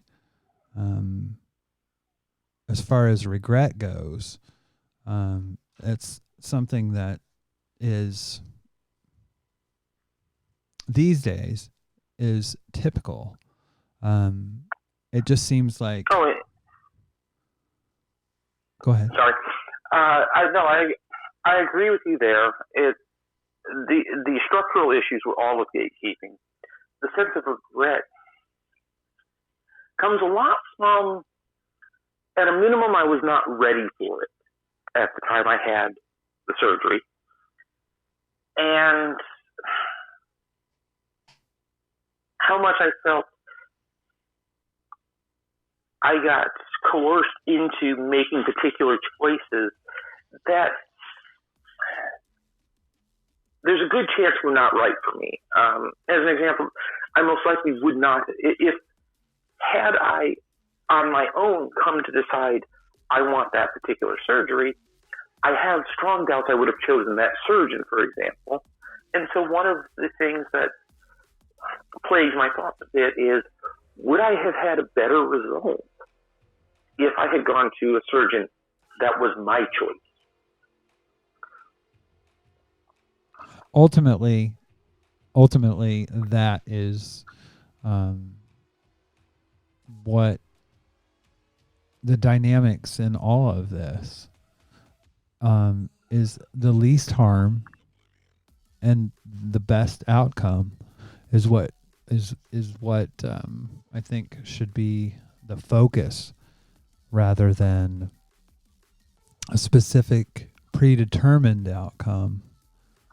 Because I tend to think about it in terms of your experience versus mine, because I literally had a therapist that was not, I think I had been seeing her probably about 3 months when she gave me my letter, and for HRT. And once that happened, that was kind of another roadway that was separated medically. I didn't go to an endocrinologist. Literally, my GP was providing my hormones, and it was just really basic.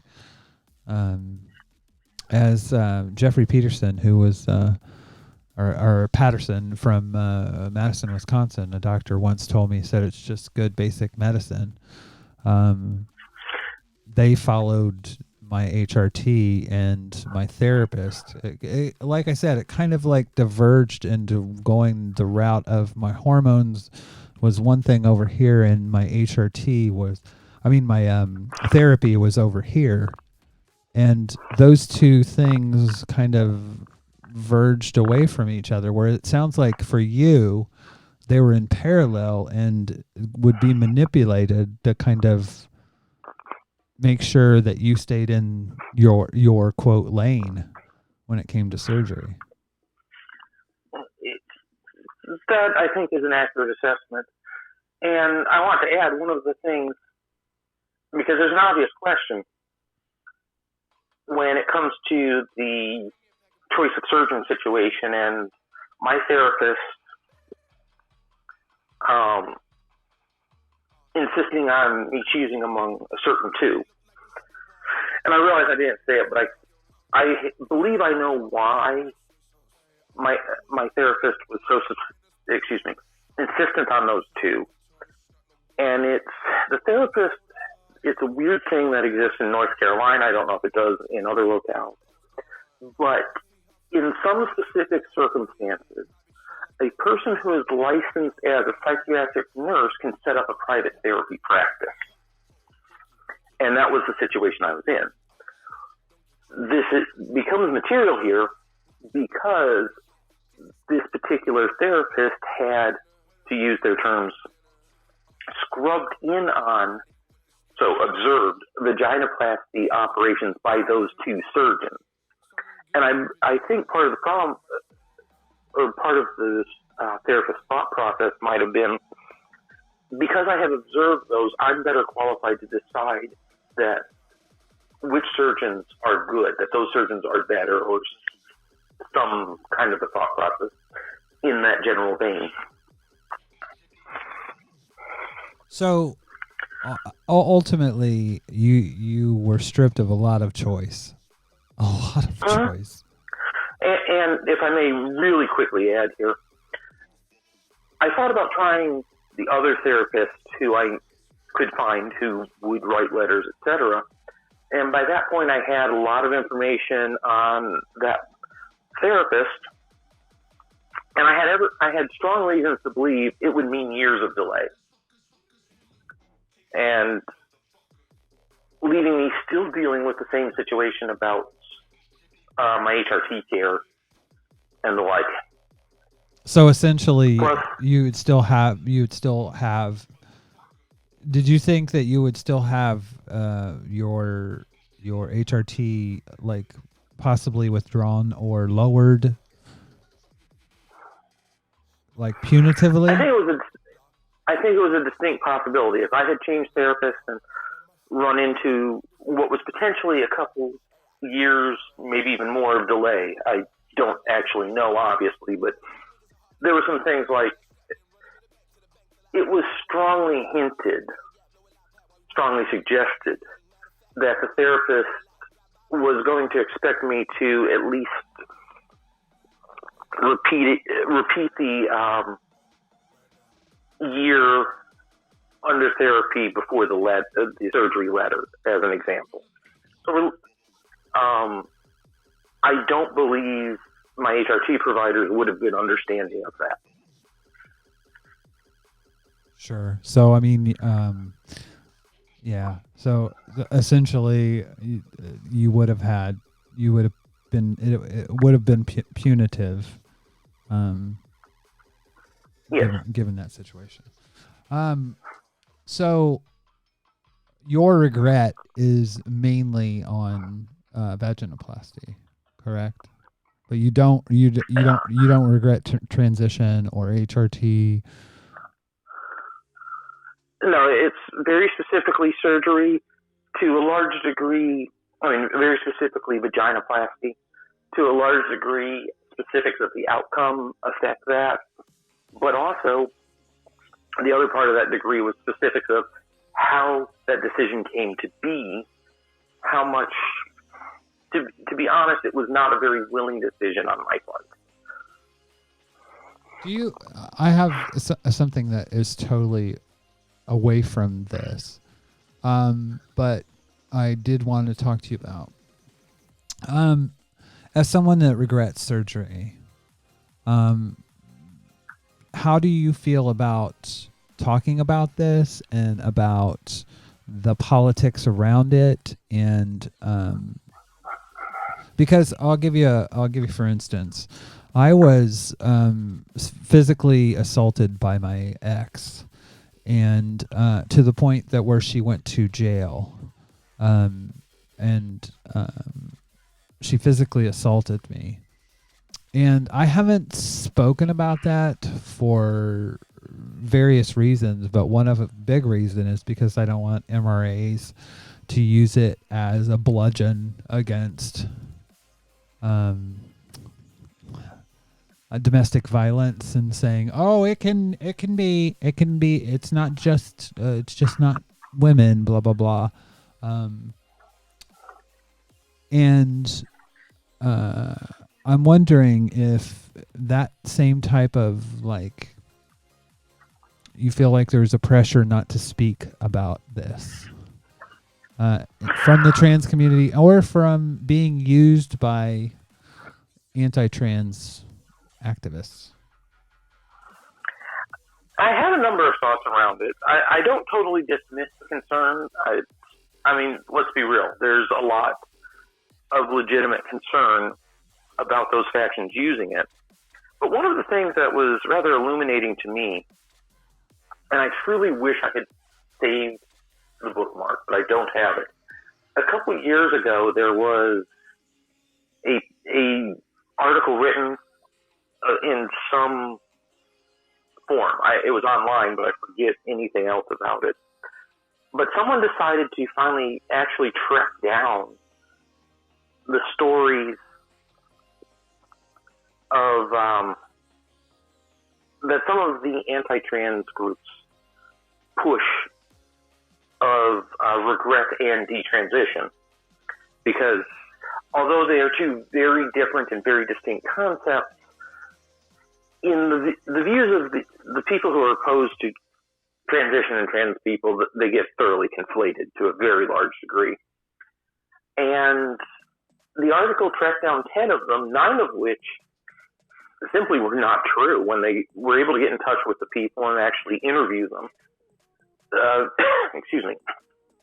The 10th one, the person never responded, but it's obvious. It's one of the very well-known ones out there who is outspoken on that.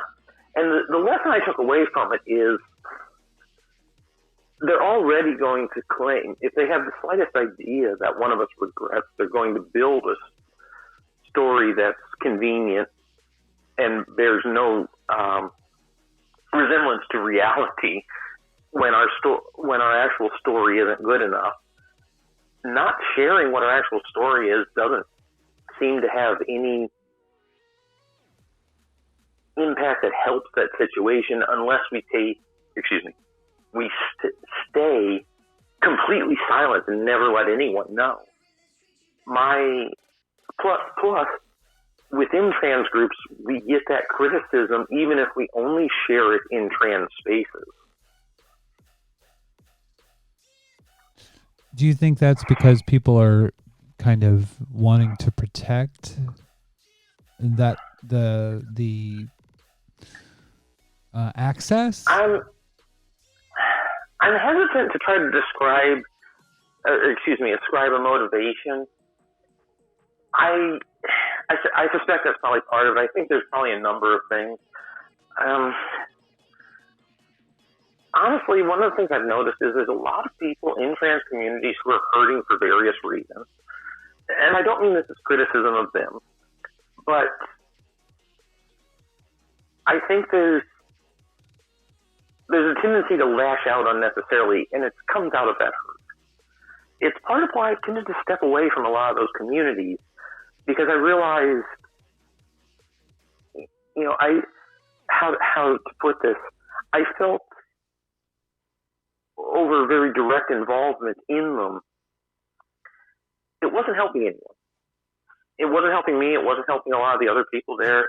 I don't say that I'm never available for support, but I take a more sidestepped role, kind of off to the side, and hey, I'm here. So but I don't want to dive into this. So you decided that you would go and go into a theist, anti-theist role instead, because there's actually no trans antagonism in there. I suppose. I did some other activism, and honestly, from about 2015, when I realized my marriage was abusive and I needed a divorce, life changed a lot for me anyhow. I got banned from most of those online communities. So there was changes that were forced, there were changes that were side effects of choices, and there were changes that I directly chose. I did take part in some activism at points, as I said. I also, the infamous bathroom bill in HB2 in North Carolina, I did protesting of that back in 2016. And it was simply, there's a situation here. In fact, in that situation, there was the media looking for a response, and the state level orgs just were not there for it. And I said, we need to have something. We've got an opportunity to make a message for our cause here. Well, I'm going to put my face to it. Here's someone people know. It's take it away from being the boogeyman that the Republicans, in that case, were so heavily pushing in the state legislature, and put a face of an actual trans person in the state to it. And I will say directly in some social media, excuse me, I will say that on some social media, I've been very direct in support of people who are making the choice to have vaginoplasty. I had a discussion recently with someone where they were saying they were having some doubts and all. I said, well, here's one thing I don't see on your list. I don't see you saying, hey, I think this is a mistake and I could regret it. And that's exactly what I said. So for whatever it's worth, it's probably a positive statement for you and you're going. Do you do you feel like from the aspect of where you're at now, where do you think you are in your journey as far as are you just kind of just coming to terms with where you're at? I'm afraid I didn't get that last bit. Do you feel like you're just coming to terms with the emotional kind of fallout from the regret? Yeah, there's a yes and no to this one, and I know these answers are always so much fun, but they're interesting. I'm still dealing with a lot of grieving things. I'm still dealing with a lot of processing it. One of the problems on that, and this is also why I got out of a lot of trans communities, was I had things like, so at the time I had surgery. I had vaginoplasty. The federal Social Security rules were still you had to have that surgery in order to update your gender marker. The rules changed 2 days after I updated mine with the SSA. And in North Carolina, driver's license was tied into Social Security, so you had to have that record updated to get the gender marker updated on your driver's license. Granted, there were occasional people who managed to get it updated without. I never knew how they did it. I asked, never got answers. But the effect of this is, around a month or so after surgery, I finally had my updated driver's license. And I remember on the chat where you actually met me, even though we didn't realize it, I shared that. I was excited. Hey, I got my updated driver's license. And the first response I got was from someone who had been a staff member there. I don't know if they still are, even if they frequent the site anymore. And it was to chastise me for being happy about it, saying that it was still a horrible reason for having surgery. And even though I had mentioned nothing about surgery in my statement, I was just excited about getting my driver's license. It's one of many examples of when I started to move forward, I started to find reasons to be happy. I faced angry responses who focused it on either their disagreement with surgery, with me having surgery, because some of these people had vaginoplasty themselves and professed happiness with it. And I have no reason to doubt them, that they were happy with it on their own.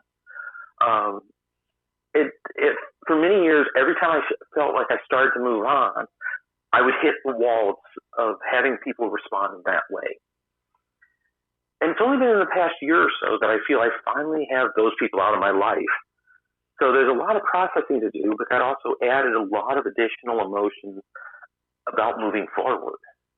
Fear that if I let myself be happy, I'm going to get that response again. I'm gradually learning, no, that's not going to happen. Well, that's good to hear. I think probably I stepped back from trans activism in about 2012 until a couple of years ago. And that really helped me kind of heal in a lot of ways. It sounds like you're still working kind of through that and trying to avoid toxic spaces online sometimes is very hard to do. Because people have a really binary view of things. Especially, you'll have people in trans spaces that are almost bordering on true scum, that have a really, really, really binary vision of what they think that their transition is everyone's transition, and those kind of people can really do some damage. And that's exactly what I was thinking, because I noticed a particular behavior that's similar. Granted, there are a number of differences, but there's a vein here that's similar. As I said, I was in the Scranton area for many, many years, and it's a very, very cishet conservative, socially, politically, religiously conservative area. And so there was a lot, but it also was an area that had serious issues with alcohol. To the point, and there were two issues. One was I didn't drink alcohol when I was there, mostly because cheap beer was the common thing, and I just didn't like it.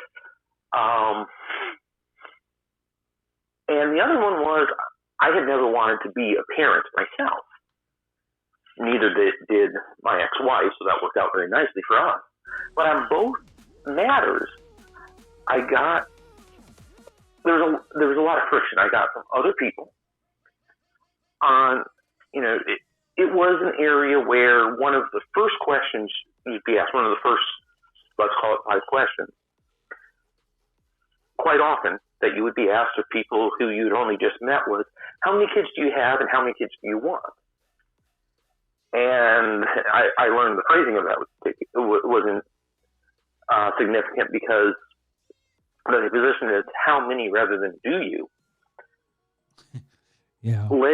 usually led to they did not react well when the answer was none to both questions. It was like all social graces would suddenly go out the window. Regarding alcohol, I had situations where I was out at a group dinner at a restaurant, and the waiter or waitress is taking drink orders, and I order something that's non-alcoholic, and had someone who was in the group immediately and relatively loudly say, confront me about why I didn't order something with alcohol. And it was bizarre, but one of the things I started to realize is that they see it as criticism of their own choices. They're only able to see it in terms of their decision. Yeah. Well, I think this is this has been an illuminating discussion especially on consent and choice, and the reason I wanted to have you on today is because of the narrative of a lot of the anti-trans movement that's especially coming out of the country that I live in now, the UK, is very focused on removing access and not really giving voice to people like the people that they're giving voices to that claim to be regretters are people that like the gatekeeping worked because they socially transitioned. Yeah, I saw the recent. Yeah. I was going to say I saw the recent one who, as far as we can tell, never did anything that seemed to be transition in any appreciable way. Well, and as far as like maybe a binder or changing their name and that kind of thing, but ultimately those the outcome for them was that they didn't have surgery, they didn't have HRT, they didn't have any of these things. So I'm not sure, like if you're saying they tried something, realized it wasn't for them, walked away from it, okay, what's the problem here? Yeah, That's kind of my exactly. view on that one. Exactly. So it's a matter. What I meant was, as it was presented a lot, although I don't know that they actually said it. I will grant you I haven't been following very directly for a handful of reasons. You don't want but, to. I know. I see enough of it. I get the flavor. So it's more, there may be some details I missed, but probably not. But I very much got the impression that it was being presented as if this person had taken far greater steps than they actually had anyhow. Well, and that's that ultimately, I feel like this is a grift. This is a way. Every time I think of that, I think of the song. I think it's "Say, Say, Say." It's from Michael Jackson and Paul McCartney, and in the video, they're going around basically selling this snake oil, and each one of the people that take part in this grift they have their part to play, and at the very end, they meet up and share the money or whatever. But that video plays in my head whenever I think of these people, because ultimately they're getting a platform. This is their thing. This is their, where they're getting money, power, position, a platform. And ultimately, I think that's what it centers about. So they're building their narrative that they were trans, and it's a bad thing. Yeah.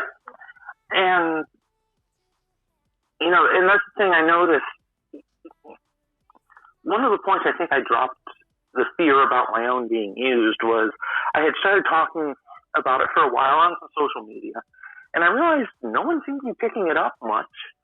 So clearly it struck me as it wasn't juicy enough, or it doesn't if fit. anyone wanted to look into it, it would be too easy to refute. Yeah, and it doesn't, what was being claimed. And it doesn't fit into their narrative. Because especially since I did detransition.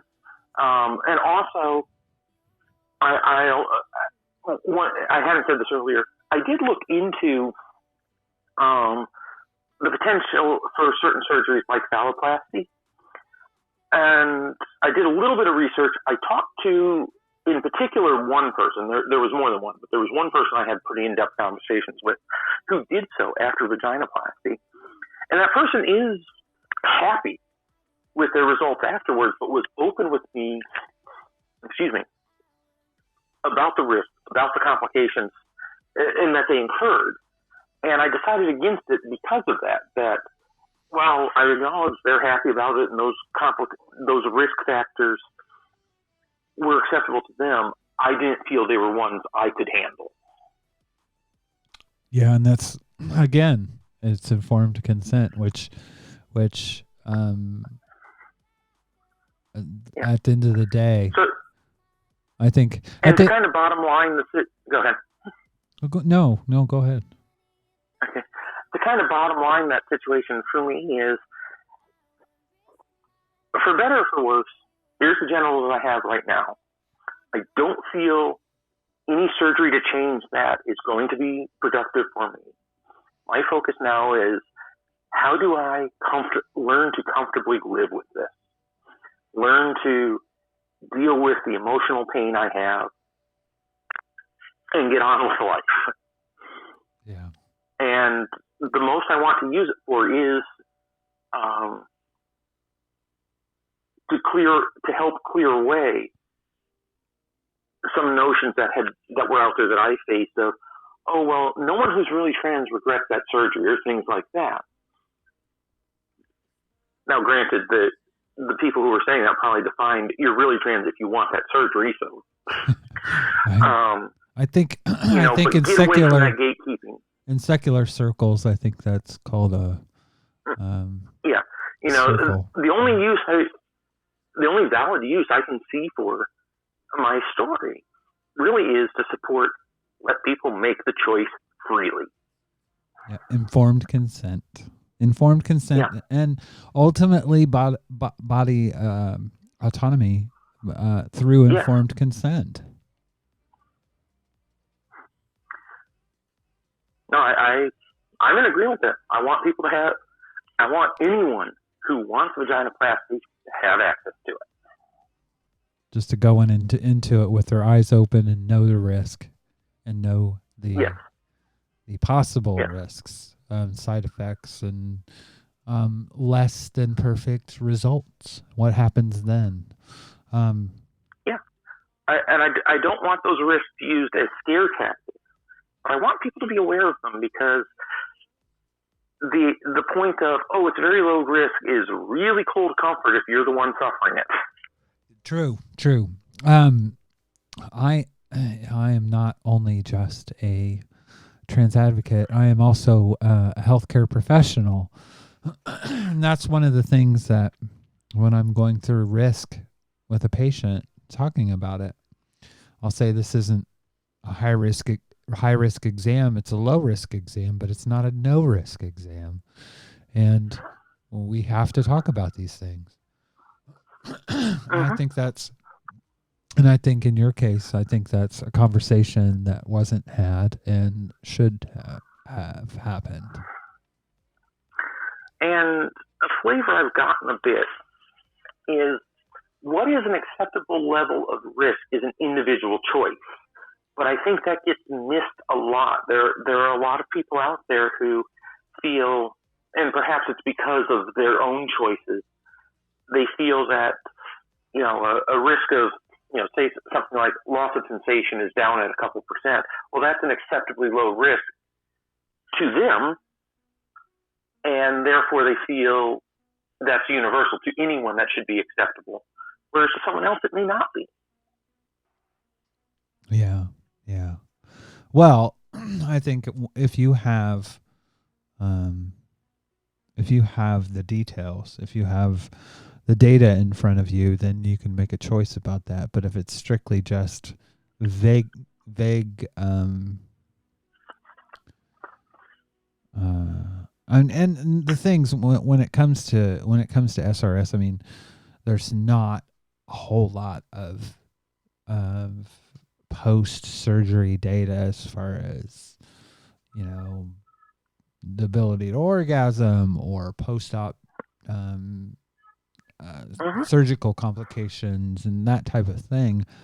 There's not a lot of data that I know of where people could come together and kind of understand that. So I definitely think there's work to be done in that area. Yeah, and examples that are adjacent to my own life, I feel appropriate here.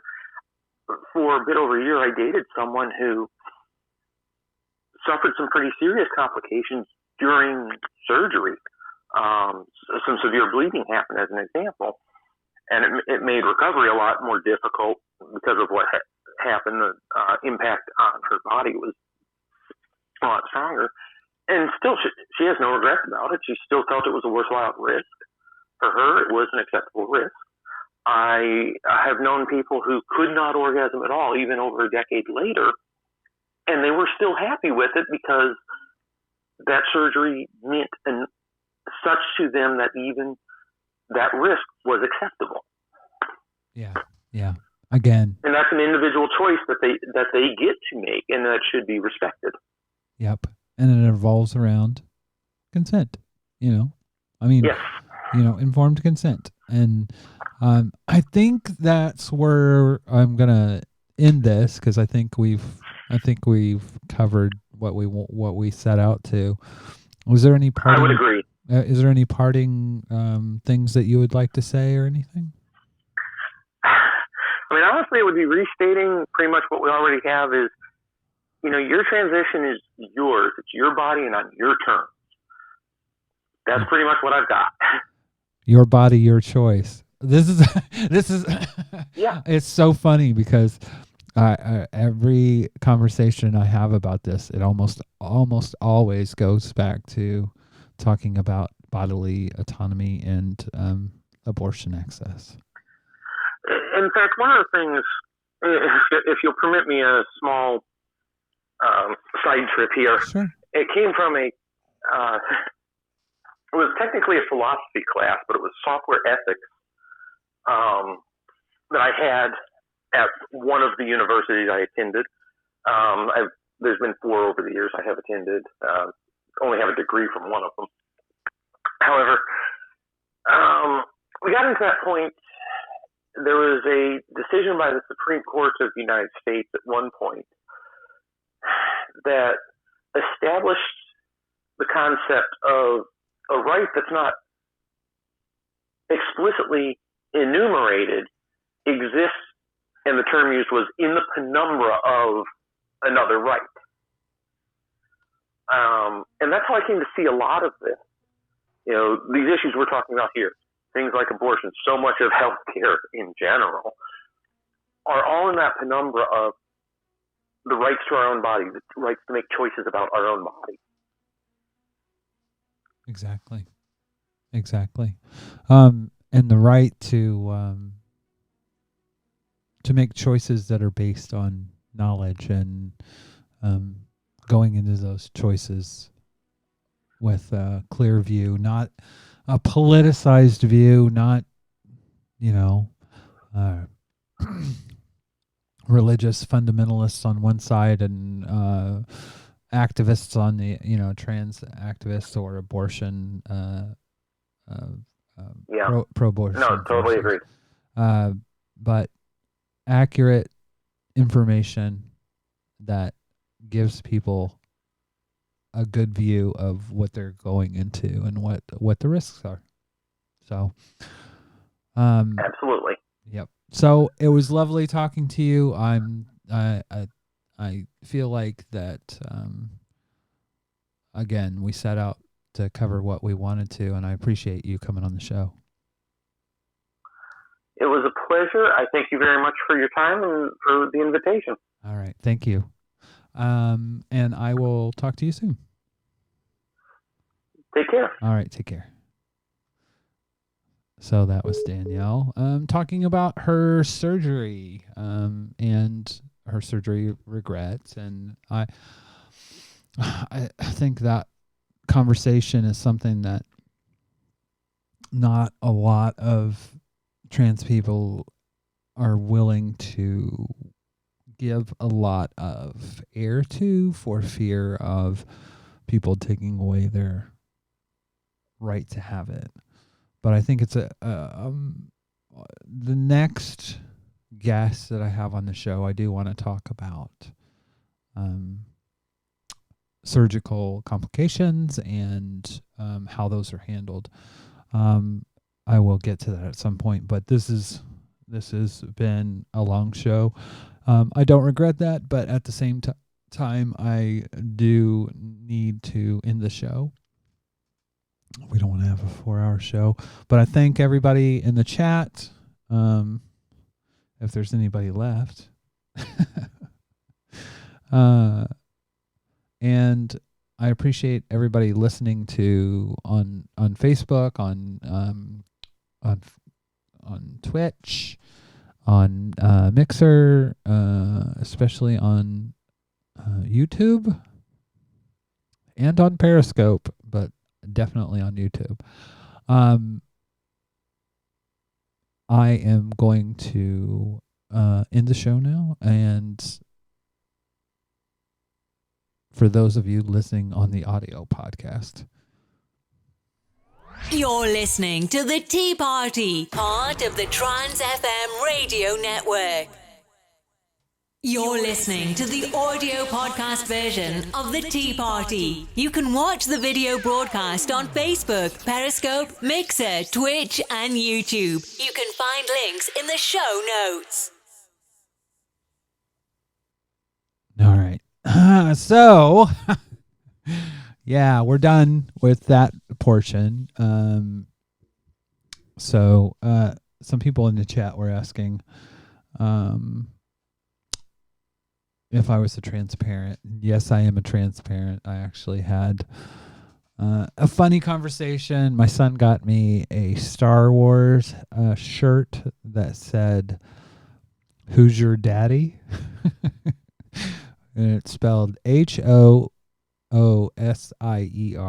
Hoosier.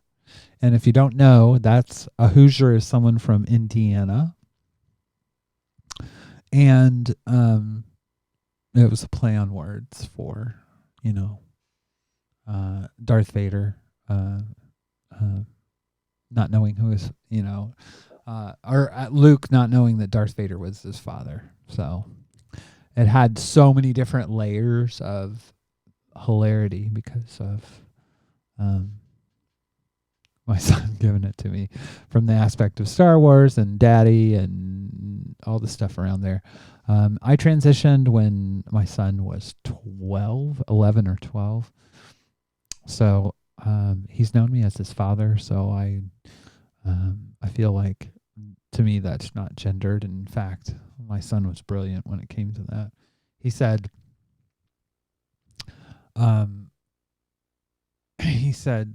he introduced me to his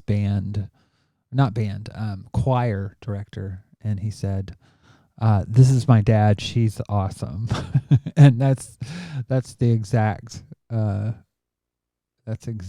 perfect. So my son is fantastically awesome, and amazing when it comes to